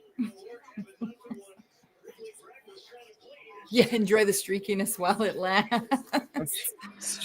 Yeah, that's exactly what he was. Ultimately, Streaky was his middle name here. And not just like within a season in terms of goal No, scoring. this was throughout his tenure with the Bruins. Right. And you can say, rightfully so, he would produce in the playoffs. But is that worthy of paying someone Right. an exorbitant sum of money? But Elias Lindholm's job isn't he isn't coming in necessarily as a goal scorer, right? He's a centerman. So a centerman's responsibility isn't really necessarily the goal scoring, right? Their primary job is to support and, help out both your wingers and your defensemen, right? So you may have a centerman who is a phenomenal goal scorer. I mean, look at Patrice Bergeron, right? That man was perfection, literally. But you look at someone like Pavel Zacha, he doesn't produce as many goals because that's not the kind of centerman that he is. That's what that 200-foot game is when they talk about it. It's being able to get in deep and get those pucks up to your winger, like David Pastrnak, to score those goals. So nice try, Connor. No, just kidding. We are with you there, Jared. We are with you there. Oh no, Jared. Yeah, yes, I don't miss him. Nice I kid. feel bad for him. I do feel bad for him because he only got a 1-year deal in Pittsburgh. I haven't But even the checked handwriting how was he's on the doing. wall. What was your definite when he was good? He was great, but Great. when he was But when bad, he was bad, he was really terrible. bad. Yeah. Let's see. He wasn't traded though. Haha. They were both free agents. They just happened to They were swap free teams. agents. You can have him, Connor. I mean, we wish him nothing but the best. We wish him nothing but the best. I don't know that he was happy here. He's, COVID was very difficult time for him here in Boston, being secluded and isolated and away from his family. He's closer to his family. Yep. But no, I do think he's a fantastic playmaker, and I thought it was a shame that he just for whatever reason it didn't pan out here. He had the speed that the Bruins don't have, and they miss. So I do miss that for sure. All right, let's get this horsepower play over with, please. Here comes Chucky trying to bring it into the zone. Ooh. Marshy's out there. So you got Marshy, Pasta, Elias Lindholm, and Zacha. And 4 forwards, and is McAvoy manning it? Yeah. Has he been doing that? I gotta see that. I think Jakey's gonna end up like his dad and work in the industry. He's a good, personable character on TV. I think he does a good job with interviews and stuff. I think he'll follow in his dad's footsteps for sure. Chucky. Couple of characters.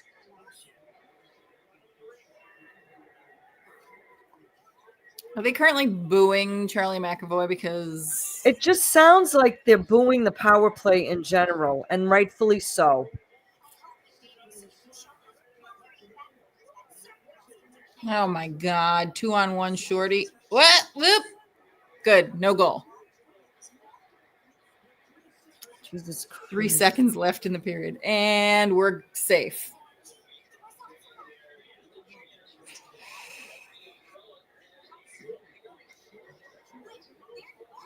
I think even Brick is getting frustrated with the power play.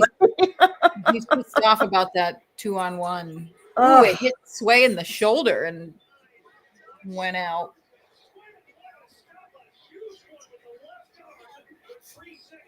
Woof. Woof. Very. Woof, woof, woof. This goddamn power play. Nope.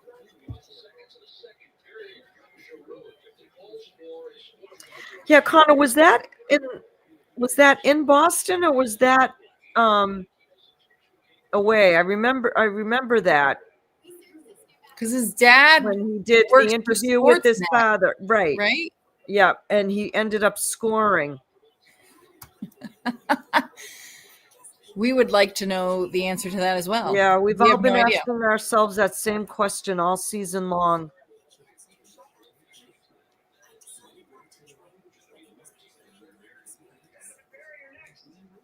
It's just He's maddening. And it's frustrating for the fans, right? Because experienced Bruins power play hockey, yeah. I swear to God, the last 5 years, it's been No, it's been right, yeah. struggle. A And that's struggle. the thing. That's my argument every single time anyone is, railing against Monty or whatever and complaining about the power play. I'm like, this was a problem under Bruce. So that's not an argument. Oh, no, it for was me. a problem under Claude been too. Claude, bad. Bruce, Monty. Like, how many years of those three coaches have we all been discussing the misery that is the Boston Bruins power play? Mm-hmm. And again, I find it just so maddening, so frustrating. Okay. The other team has one less player on the ice, yet you can't create offensive opportunities similar to what you can create when you're playing 5-on-5. Someone needs to explain that to me. I can't. I cannot. Jesus.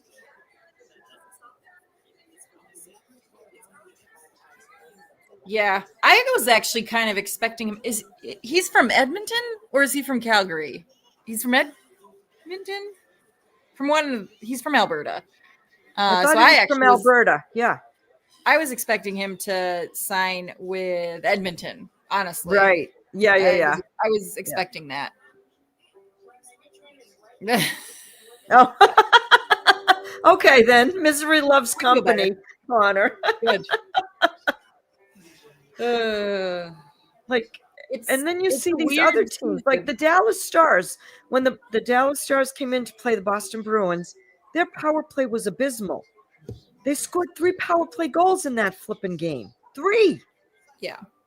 And when was the other game that the Bruins gave up 3 power play? Oh, Toronto. They gave up 3 power play goals to the Maple Leafs. But I think that our PK is getting overused. Like, no, there is something to that. There is something to that. That's what I thought. Thank you, Connor. Yes. Born and raised. Oh, cool. Yep. The Great Dark North. That was Toronto who sucked at the power play. Yeah. Weren't they? They were dead last, yeah? Until they played us. Well.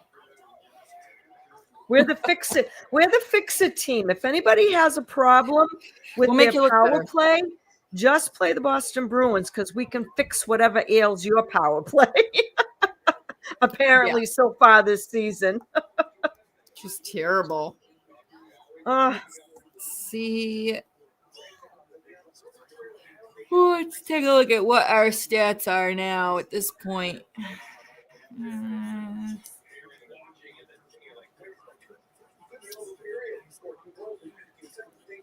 Let's see. Penalties.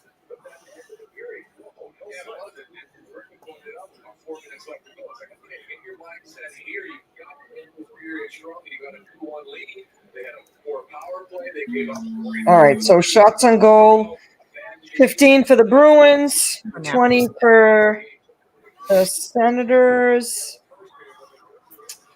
Let's see. All right, so the Bruins are getting beat in the face-off dots, 55-47. Which is a bummer because they were so good in the last game. They were doing so good, yeah. The Bruins were 0 for 2 on the power play. Was CC perfect or Zaka? One of them was perfect. No, Charlie Coyle, was it the Calgary game? Was humming at almost like 90%. Mm-hmm. Let's see. Ottawa's 1 for 3. on the power play. Hits are Bruins 25 to Ottawa's 23. Block shots are even. This is a stat that's going to make you sick to your stomach. I'm scared. Turnovers for the Bruins. Only at the end of 2. 16 giveaways. 16, according to the Game Center. To only 9 for Ottawa. Oh, Oh, I need a we got GIF. another. I need a GIF of what's his name, DJ Khaled. Another one.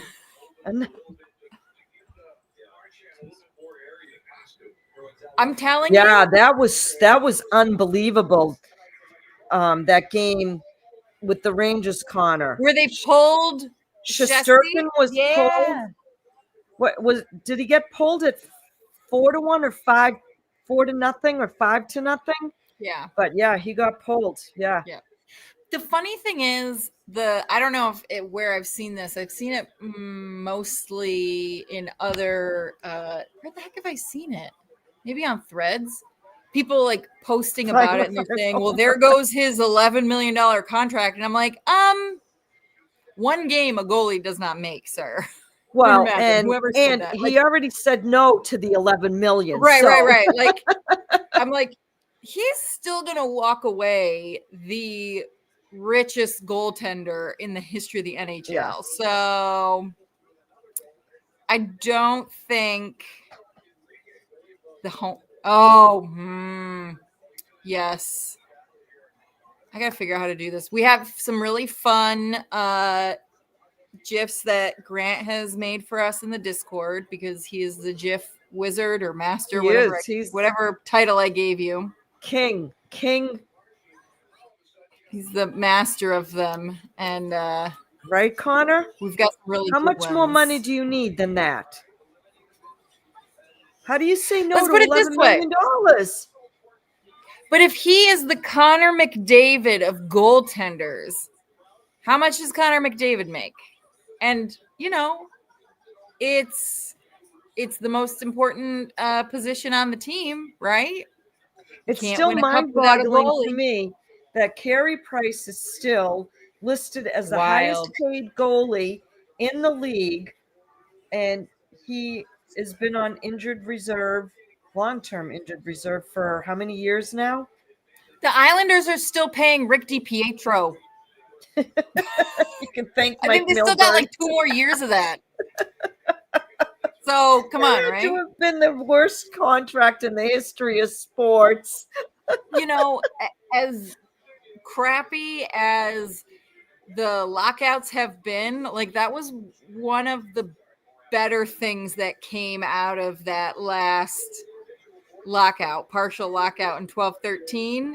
None of these 25-year-long contracts or whatever. Like Sid, I think, is the last person currently active in the league with a contract. Well, I guess no, he's in his last year of that contract. Right.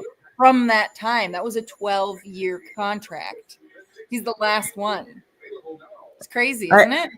I agree with you, Connor. There's only one king in New York, and that is King Henrik. And you know what? Say what you will about, those rivalries back in the days between the Bruins and the Rangers. That's one guy I wished had been able to hoist a Stanley Cup. We'll talk about, setting up a player for failure, right? It's an art. Imagine if they had the around 2-goalie system when he was playing, because by the time that the Rangers got to the playoffs with Henrik Lundqvist, he was like, he had played virtually every game. Yep. And he was playing post-dead puck. So, you want to compare him to, like, Marty Brodeur or even Patrick Waugh or Dominic Hasek. Like, yeah, they played out of 82 games, 75-plus games. But their peak time was in the dead puck era where the trap was king, right? And so, you could question, were they facing the same kinds of shots and playing the same amount of hockey as a goaltender today? And probably not. but Hank came a little bit later. I think they overlapped for a little bit, but he came during a time when shooting and scoring started going up. Have you seen the his documentary on Netflix? No. Fantastic. I think was it Netflix? Yeah, it was Netflix. Open Heart. Fantastic. Talks I'll have to watch that. Talks about his career because it all came from his heart condition. And when he then had to retire suddenly and all that. He does an excellent job on TNT too. I mean, the man is perfection in every possible way. And he's easy on the eyes, let me tell you. I could watch him read the dictionary. Love Hank. And I think, did I see him play? Yes, I did get to see him play one time in Boston for my annual trip. And it was his first game back after he'd been out with an injury or something for a while. So I have seen him play one time, and it was great. Yeah, Connor, I watched when they honored him and they retired his number to the rafters of Madison Square Garden, and that was pretty cool. Because all in all, you know, he's one of those guys you never hear anything bad about him. If anyone doesn't think about it, I say you don't have eyeballs. And we share a birthday. So oh shit. I share a birthday with him. I share a birthday with 4-1 on the Canadians, but oh well. What is junk food? French fries. I had them for dinner. Hands down. That's my stuff. Then pizza. Oh, my favorite junk food. We don't really have I have an addiction to like chips. I think I would eat potato chips for breakfast, lunch, and dinner if I could get away with it. But lately I've picked up the tater tot habit where I put loaded tots, poutine. Trader I grew up on the border. Tater tots in the air fryer. And that will be my little, when you come home after you've had a few beverages and you know you need to put something in your system. Yes. Hey, Andrew. You do watch Grant, and I just saw your yes. Chick-fil-A is that how you say it? Chick-fil-A? Chick-fil-A. Chick-fil-A, not bad, not bad. Yeah. So and there's always the bad decision of going through the McDonald's drive-through at 11 o'clock, 11:30 at night and grabbing cheeseburgers. I mean, we had Five Guys for dinner, so who am I to judge? So, Grant, who then is currently the current active Connor McDavid of goaltenders? Then who do you think? I have no idea. Then I don't know if there is one. I mean, my answer would be I don't know if there is. But like of the goaltenders, all right. If you have to pick, you're only looking at goaltenders. You know, you've got 32 to pick. I had to make. Oh, nice. Why am I not seeing his? Oh, he didn't say what Maria said, that there isn't one. But like there are 32 goaltenders. One of them has to be she's telling us we have to pick one, Grant. Someone has to be number one. Who's number one? I haven't even really looked at the goalie stats this year. That hasn't really been something we've checked this season. I mean, I think there are the ones who always kind of rise to the top. The elites. I'm assuming that Shesterkin, Hellebuyck has some good stats. Bobrovsky for although apparently Florida. Ottinger's He's got to have Ottinger's some pretty hitting. decent stats right now. Isn't tonight though that Grant you posted in the Discord? He's getting totally spanked tonight. Ottinger. Where did you post that? I'm looking in the Discord now. Let me see. Oh yeah. Yeah.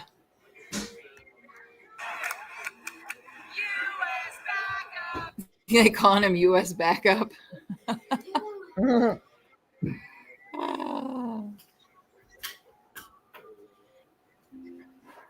Well, then, if probably is him, then we're going. How long is that podcast? I mean,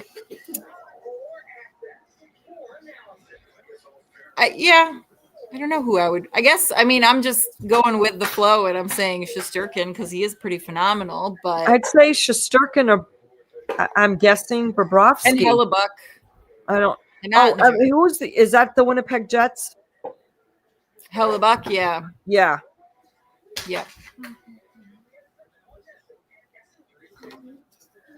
Yeah, Wait, that team. That yeah. team. We'll talk about Oh wait, yeah.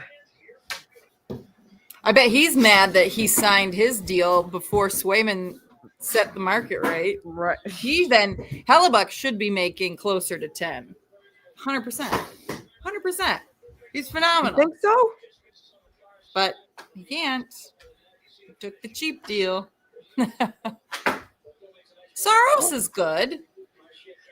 I feel like Vassey's been slipping since his injury. I don't know. Yeah, I think since his injury, yes, he's not been But the thing same. is, with these Russian goaltenders, the way that they train up, like I was just having this whole conversation recently, sitting with another goalie mom at practice today, and just talking about the North American, or at least the USA hockey way that they train up goaltenders, and it's just they don't. The USA hockey really focuses on the skaters, and like that's why it's such a big deal when you have an American as a goaltender in the NHL, because USA hockey just doesn't focus on it. But the Russian system is absolutely bonkers. Like I know you remember, and I don't know if there are people who are watching now who are younger than me, but when the Russians were on top of all of the sports, it was because they were sending their kids away and they were starting to train them super, super young and really intensively. And that's what they do with their goaltenders. That's the Russian goaltender model. And that's why you see like Sorokin and Shesterkin and Vasilevsky being like, there aren't a ton of Russian goaltenders, but the Russian goaltenders that are out there are extremely elite because of that system. And then you have the French-Canadian system, which is obviously why the top 3 record holders in all the possible major stats in goaltending are from Quebec, right? Patrick Waugh, Marty Brodeur, Roberto Luongo, well, now Marc-Andre Fleury. So it's interesting.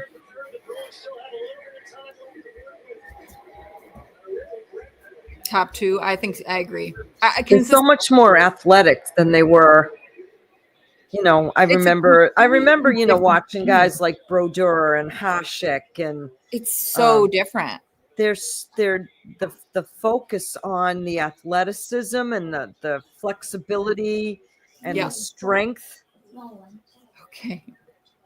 Are you gonna go to bed soon? At least stop. Are you tired? Goalie stats this year, yeah. He's got to be up there. Yep. I might have a cold. Our friend Jeremy Swayman is unfortunately at the bottom of a lot of those stats right now. Although arguably not really his fault. No. I'm not right. Yeah. Right. And actually, when I did the preview for this game, when I looked at the expected goals saved, which is basically like the goaltender version of expected goals, but it's expected saves, he really wasn't that far off. He was a minus 0.2, which means he's allowed 0.2 more goals than expected, which isn't Okay. bad. Yep. Linus Yeah. was at a negative 3.5, which means he's let in 3.5 more goals than would be expected for him. No, I think Wow. I think we kind of Yay. anticipated that. We're given, that they're rebuilding. It's a young team. And that he would see a lot of shots. Yeah. Well, they just have no defense. That's the thing, right? No, but it seems like he's gone back to the same kind of situation he had in Buffalo before. But he's a better goaltender now. Yeah, yes, he is a better goaltender. When I said in the game preview that Ottawa has won a few more games than they probably would have, those are purely because of Linus Ullmark. They may have.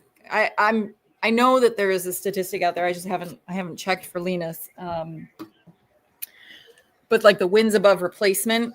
So, how many additional wins can you attribute to a player? He's probably certainly added to it. Welcome in, Jesse. Andrew, any thoughts on Utah?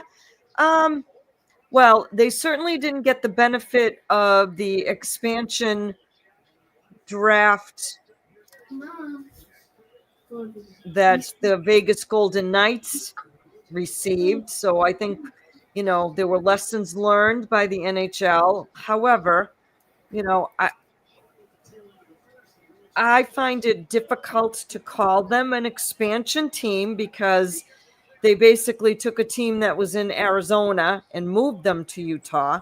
However, the players seemed to be embracing,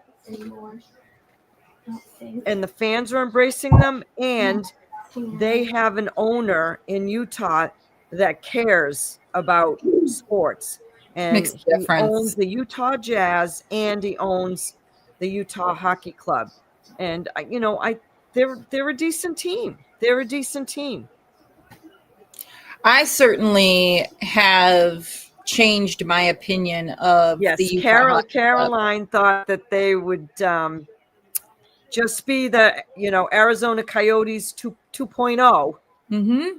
I called them the lipstick on a pig because, you're just repackaging the same garbage that existed there. But, I think we talk a lot about how a hockey team and the players, when they're on the team, it's like a workplace, right? And if you are working in a toxic environment, you're not going to do your best work.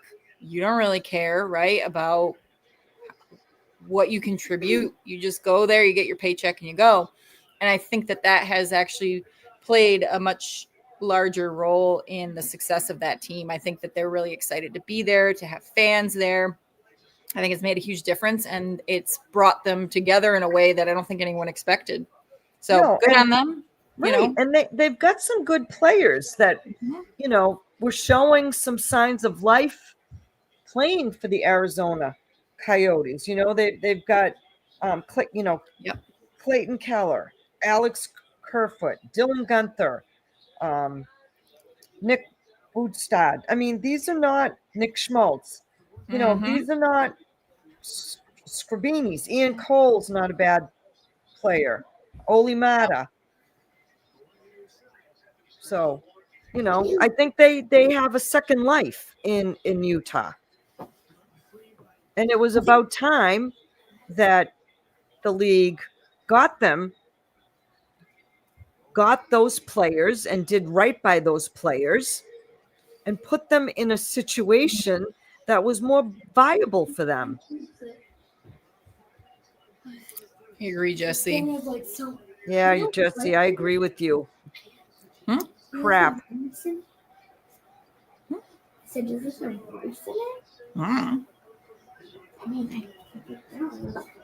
I never knew that rice could be so.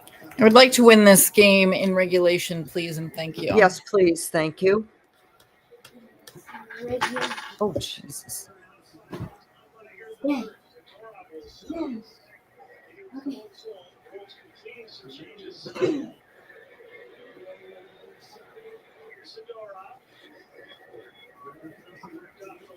Ottawa's coming in here, starting this third period with a little bit more zest than the Bruins, it seems. Well, they probably have what do we got to lose mentality at this point.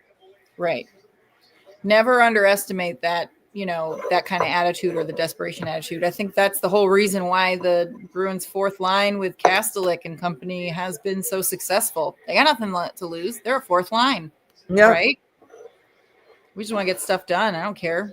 I'm just glad to be here. Jesus Christ.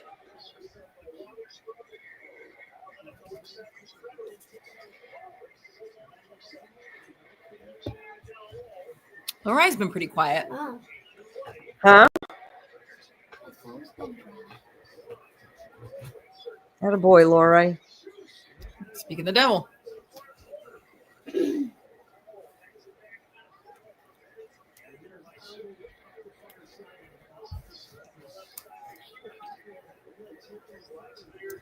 Jesus, Bruins don't have a shot on goal yet in this period.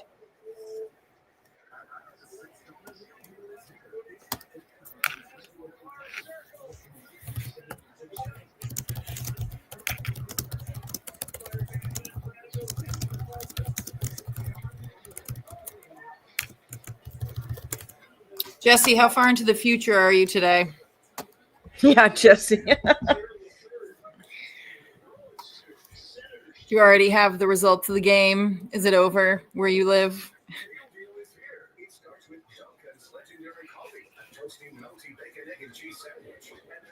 There's just Commercial now. Well, yeah, I have a commercial too.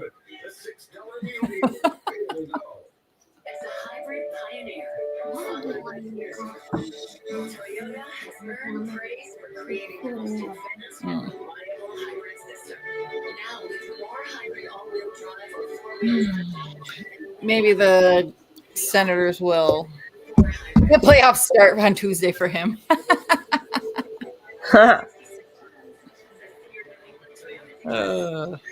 Jesse, this might be the only time we're at the same spot with a commercial.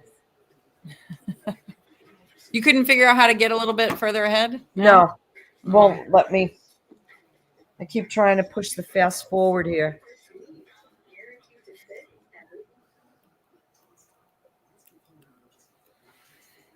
Yeah, I don't want any overtime. I don't want any shootouts. I hate the shootout. God, I hate it. I'm going to record a recap episode and call it a so night. hard. Can it feel? The players can't like the shootout either. Huh? I would think. I didn't realize it's been around for like a decade now. I know, right? Since that lockout, no? Give me back the overtime period. No, it's always been a 5-minute, right? But was it maybe 5 Yeah, on but 5? even if you extended it for 8 minutes, how detrimental would that be in terms of a team's travel plans or? Oh, I think Jesse, I think you and I are pretty much right on the same time. I'm at 13:16.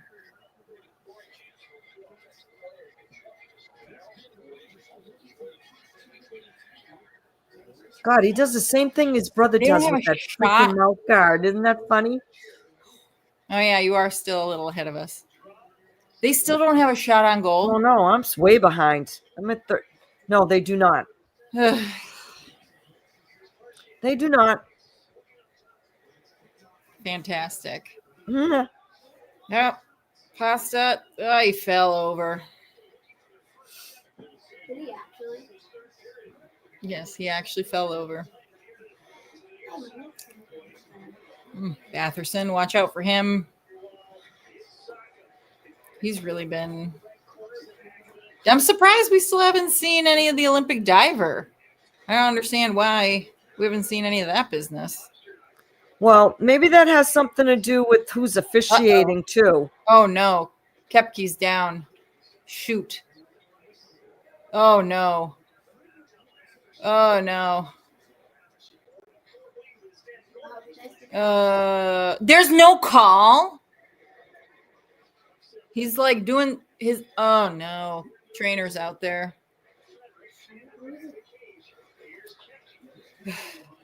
Oh, I just saw the play. He kind of turned his own back, though. You just get caught up in the boards.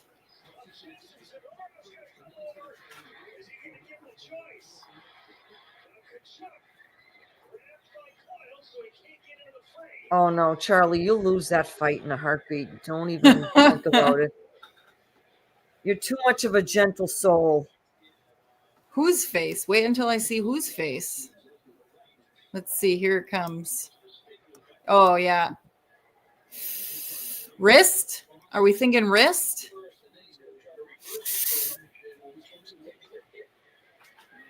I need to see it again, but I think Kepke tried to brace I guess himself. there's no call. Kepke kind of turned at the last second.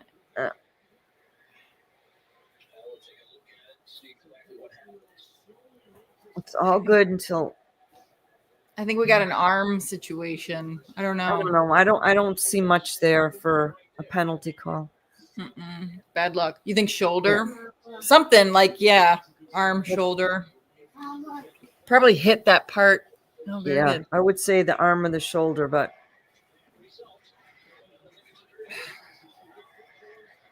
he's still on the bench.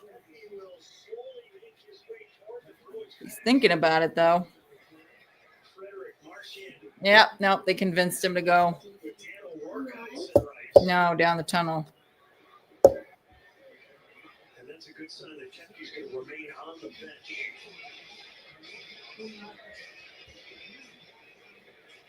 are they really?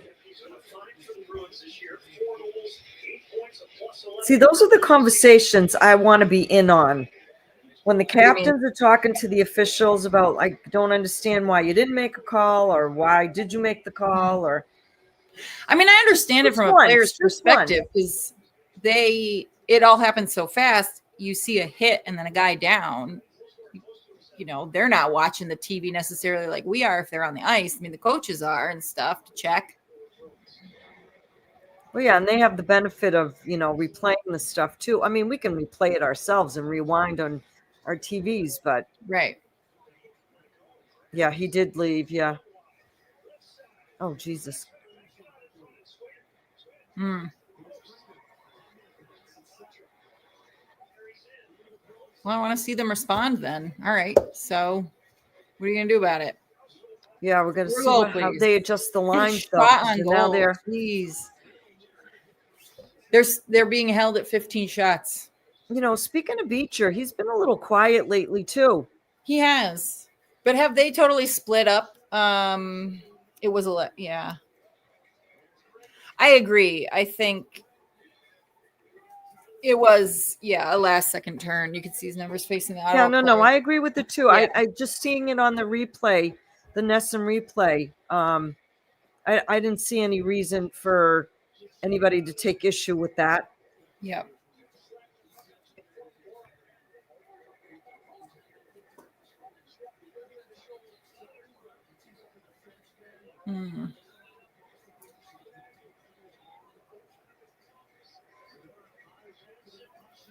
Well, at least they didn't get the Bruins didn't get any penalties out of that little post-hit dance party. Oh, yeah, that's just some. Because, with their luck.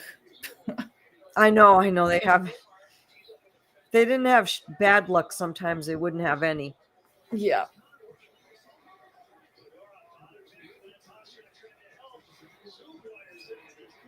Oh. Senators have 5 shots this period. The Bruins still do not have a shot on goal. And correct me if I'm wrong, but in order to score a goal, you have to shoot. You have to shoot? Maybe. At the other team's goalie, right? Is that how this works? I think so. I think all that's right. how I just wanted to check. I'm asking for a friend. I'm not 100% on that, but I think you're right. Fudge. Are we doing here? God, it's so aggravating when you know. And I'm sure they're just as aggravated as we are, but. Yeah.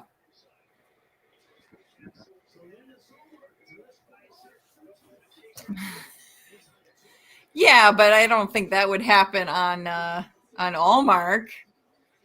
There's always a chance of an goalie? Ottawa own goal. What goalie was it who did Listen, that? I will take it. You think I have any shame? I would take that goal.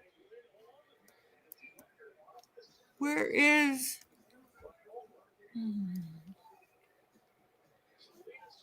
Did you post that one, Grant? Who Granted. scored? What goalie scored on the goal themselves with the stick?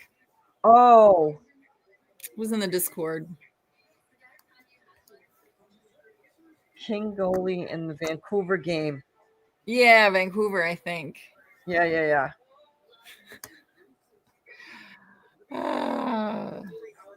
That's got to be one of the worst.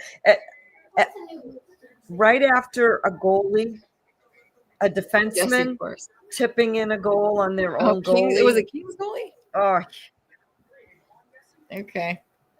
Jesse is our on ice at ice level person in the Discord. Always finding the good stuff. always finding us good I'll post social something. media stuff. I already yeah. posted it in this channel. Ah.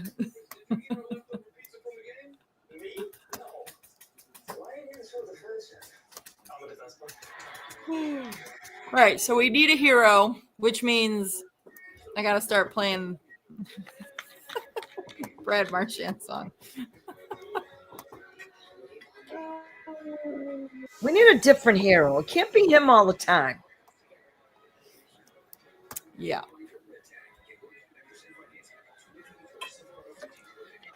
Pasta's overdue for being a hero. Hey, look, I made I want to see a good snipe. What'd you do? 9 goals.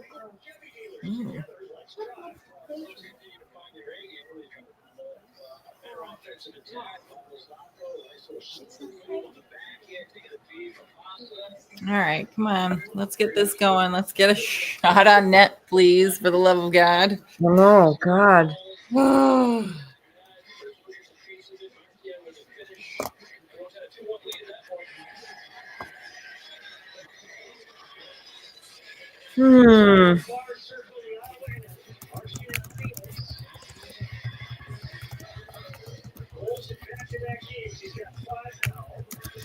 So you got Zaka with Pasta and Marchand. Let's see if they can make some magic happen here. Marchand and Pasta together. Who are the D? Zadorov. So probably Chucky. And Carl, yeah.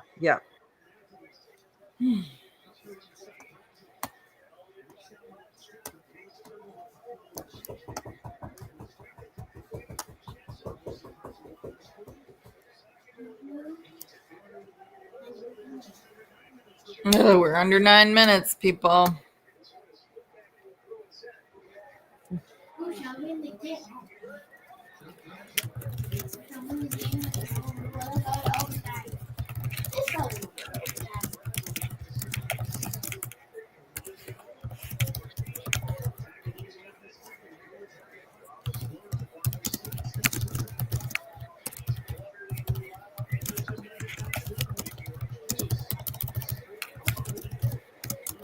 So we got Brazo with Lindholm.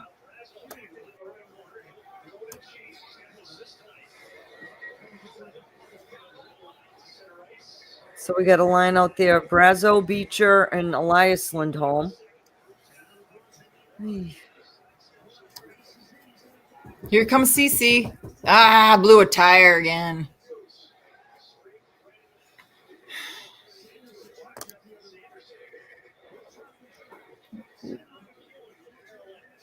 All right, the speed of this game is starting to pick up a little bit more. We're seeing a little bit more back and forth, which is better for the Bruins, I think. You think? Well, maybe. It was good earlier, but sometimes they run out of gas. Doesn't seem to serve us well in the third period. Oh, shit. Remember when they had that amazing season and they were really good in the third period? Mm-hmm. Those were the days.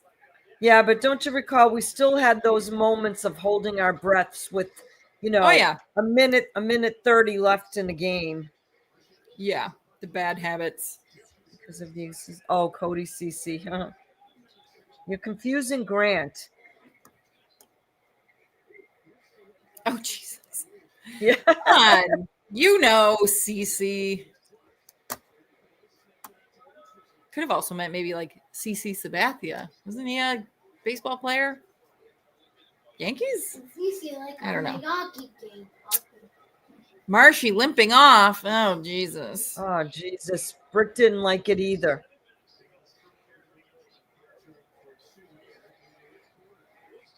Oh, dear. Did he go down to the tunnel? I don't know.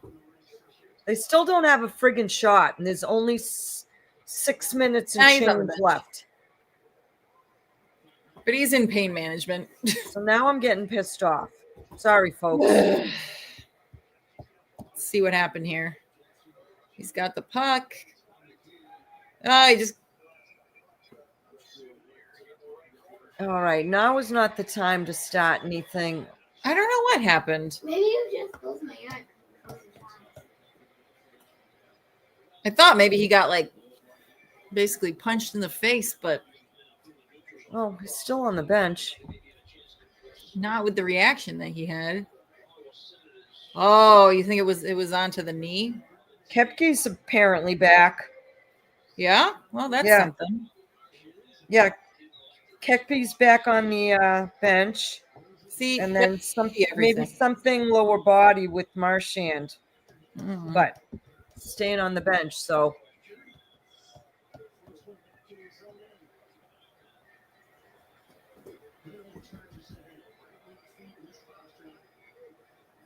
Well,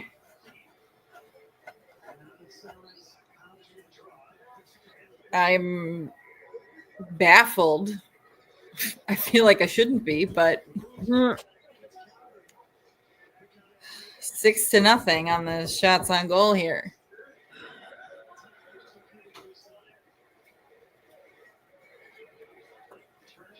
It's like they get 90% of the way and then can't complete the play.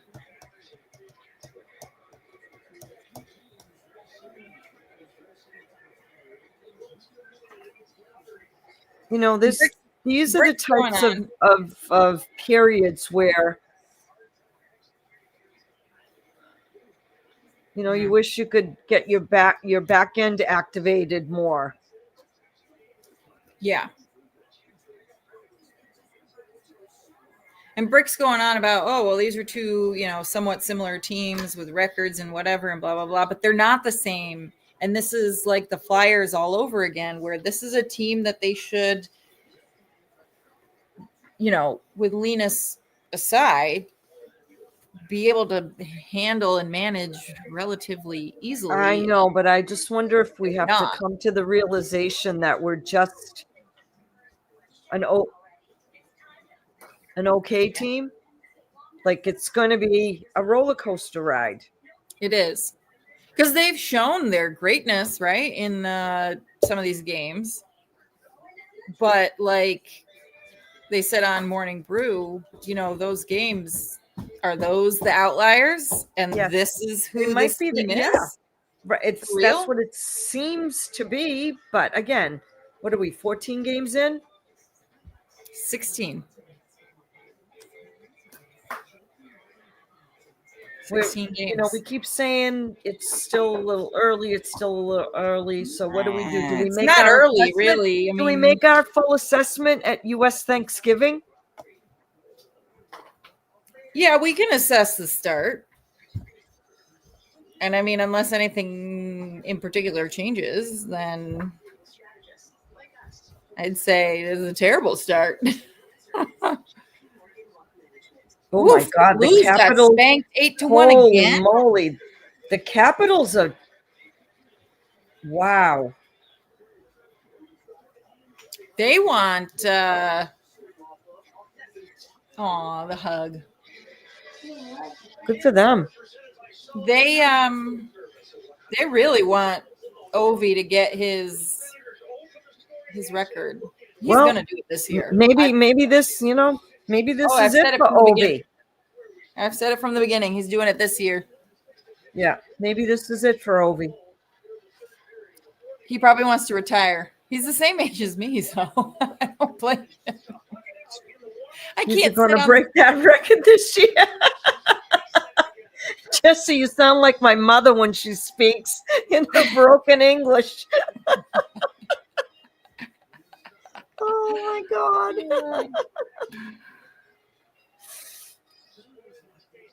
Oh, come on, guys. So maybe Gretzky will finally give him that stick if he breaks the record, huh? I thought he did end up getting the stick for some reason. No, did he? But it sounded like he had to ask for it a second time. A second time.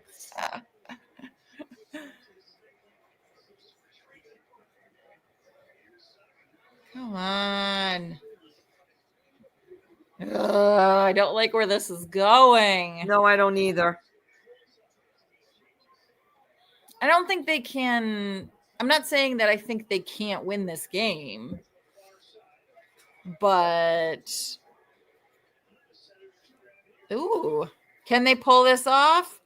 It's funny you ask because I was just about to say, Seth, I'm out on Maybe. parlays in general. I stink at them.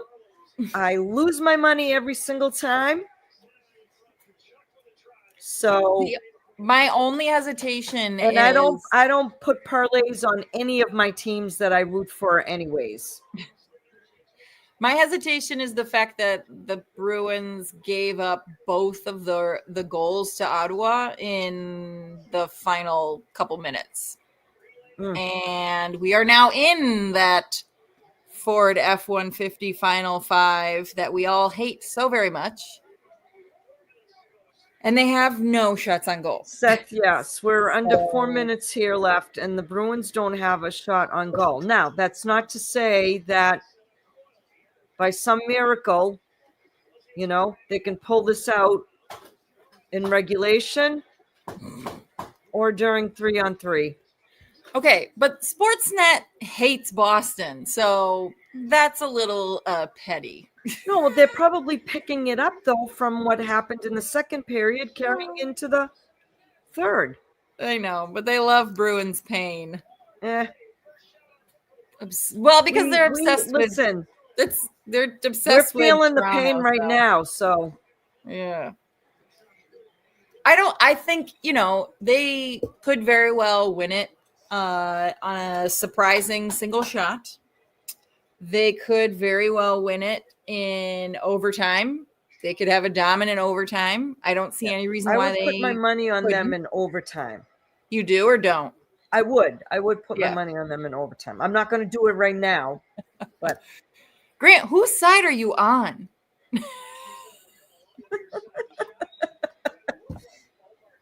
I'm trying to play the victim here. I know, but Grant is just speaking facts. Facts, Max. Nothing but the facts. Yeah, just the facts, ma'am. Just the facts. What was that? Get smart? No. Columbo? Who said that? Might have been Columbo. The side that wants a Bruins shot. Oh, God. Well, yeah, I know, right? Yeah. That's embarrassing. I can't come up with it's troubling. more. It's troubling. But I can't come up with more synonyms for the word dragnet. Okay, thank you. I can't come up with more synonyms for embarrassing for titles for the next episode of the podcast. I know. We're running out, right? You're digging deep. Oh, and they are not in control right now. Oh, good glove by Sway. Critical glove by Sway, because we're now in the final 2 minutes. Too many passes. Bruins are running around in their own end, not knowing what is happening and when it's happening. Good blocker. Oh, Jesus. What blocker. a save by Swayman. Jesus Christ. The glove, yeah. His glove has been good tonight. Yeah, it's been really good since that that was it the second goal or the first goal that went in? That went in glove side on him. Can't remember which one it was. And you could tell he was annoyed with himself. Yeah, whichever one it was that was no good. Yeah. Joe Friday, just the facts. Just the facts. Just the facts, ma'am. Just the facts. Dragnet. Oh my God, that's an oldie but moldy. Come on. All right, here comes Zaka. Nope. And it's going in the back in the other direction. And now it's back in the Bruins zone. And now it's. Can we just fast forward and get to the 3v3? Please. Now the Bruins are in their defensive zone. And Ottawa controls the puck because, of course, they do.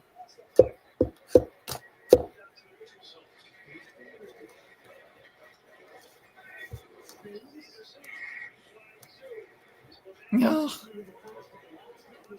I cannot believe it. We are 40 seconds. Not one shot in this period Has this yet. happened all season? No, right? This is No, never I don't happened believe this so. I mean, we've had instances of like One or two. 3 shots, 5 shots, but Wow. never. Not. I mean, I'd have to go back and check all of the game notes, but Yeah, icing. But it's down in the Bruins defensive zone, right? Yeah. Yeah. So great. oh, Watch. Jesus They're gonna, Christ. Ottawa's going to score with 20 seconds left. No. I swear to God. I'm trying to not be so disappointed. Do you not understand how this works? You're supposed to be the optimist. This is how our show works. Okay? I know. You're the I'm optimist, sorry. and I'm the ranting and raving co-host. You shut your mouth. Your mouth, Kay. Tell her, Jesse. It's like one of my favorite gifs from Wedding Crashers. You shut your mouth when you're talking to me. Overtime. Brutal. What a brute. This has been a frustrating period of hockey to watch. And I think we've said that one too many times already in this young season. And like, but I will tell you something. If, they weren't if this, horrible, though. If this pattern of inconsistent, frustrating hockey continues, we won't see Jim Montgomery past the trade deadline.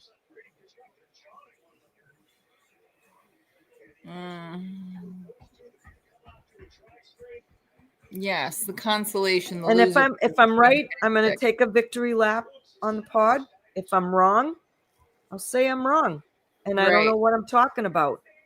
But I can't imagine that management and ownership is going to find this pattern of, because what's going to happen is people are potentially going to lose interest in this team. This is what happens in Boston. It's happened to the Red Sox. It, to some degree, was happening to the Patriots to start the season until they finally started playing their young quarterback that was the number 3 pick in the draft. And if that happens and butts aren't in seats in that building. Yep. Yeah, I don't know that I've ever seen that either, Connor, and I certainly don't think I've seen that this season. It's Brad time. Oh, yeah. Wait, I gotta play the song. Terrified you all, yeah. So are we, Seth. So are we, and we don't have any money riding on anything tonight. So, wait. Hang on.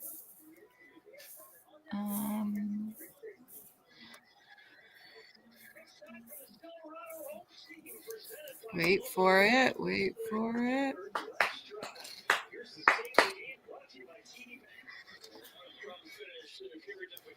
this is how we live now. No shit. Whoever thunk it?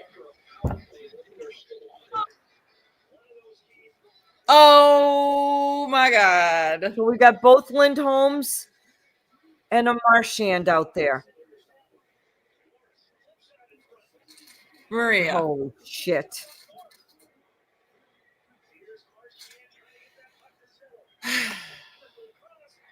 Oh, what a friggin' save by Linus. Oh my God, I knew it. Another Kachuk that has stabbed us in the heart.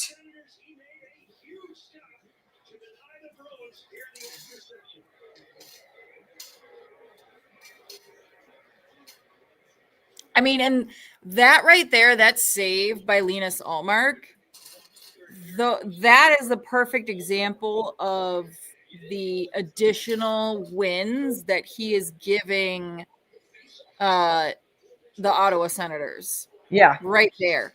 No, and to some degree, they were probably was. playing for the win for him too, knowing he was coming back to Boston. Yeah, it was a bullet. I just can't stand. that was any of right under the Kachuk arm. Honor. I'm not going to put that on Sway. I'm putting No. That was a rocket. Players. That was a rocket. Yeah. Well, right under his arm. Well, that folks, was a game. Hopefully you all enjoyed our conversation. I hope you enjoyed the time with us. We enjoyed the time with all of you. Yep. We will do the post-mortem on this game and the game Make on sure Thursday. you give us a good follow. Give us a follow on YouTube. We'll have a post game or like a game recap. We'll obviously be talking about it on the pod next week. So thanks, Connor. Definitely give us a follow. For I your know you're not a Bruins fan, but we've got other and seriously, content. Monty, I'm sure is worried about his job. So yeah, it's not great. It's not great. Not a good situation right now. Yeah. But well, as I always like to say, go Bees. Go Bees. Bye, everyone. Good night.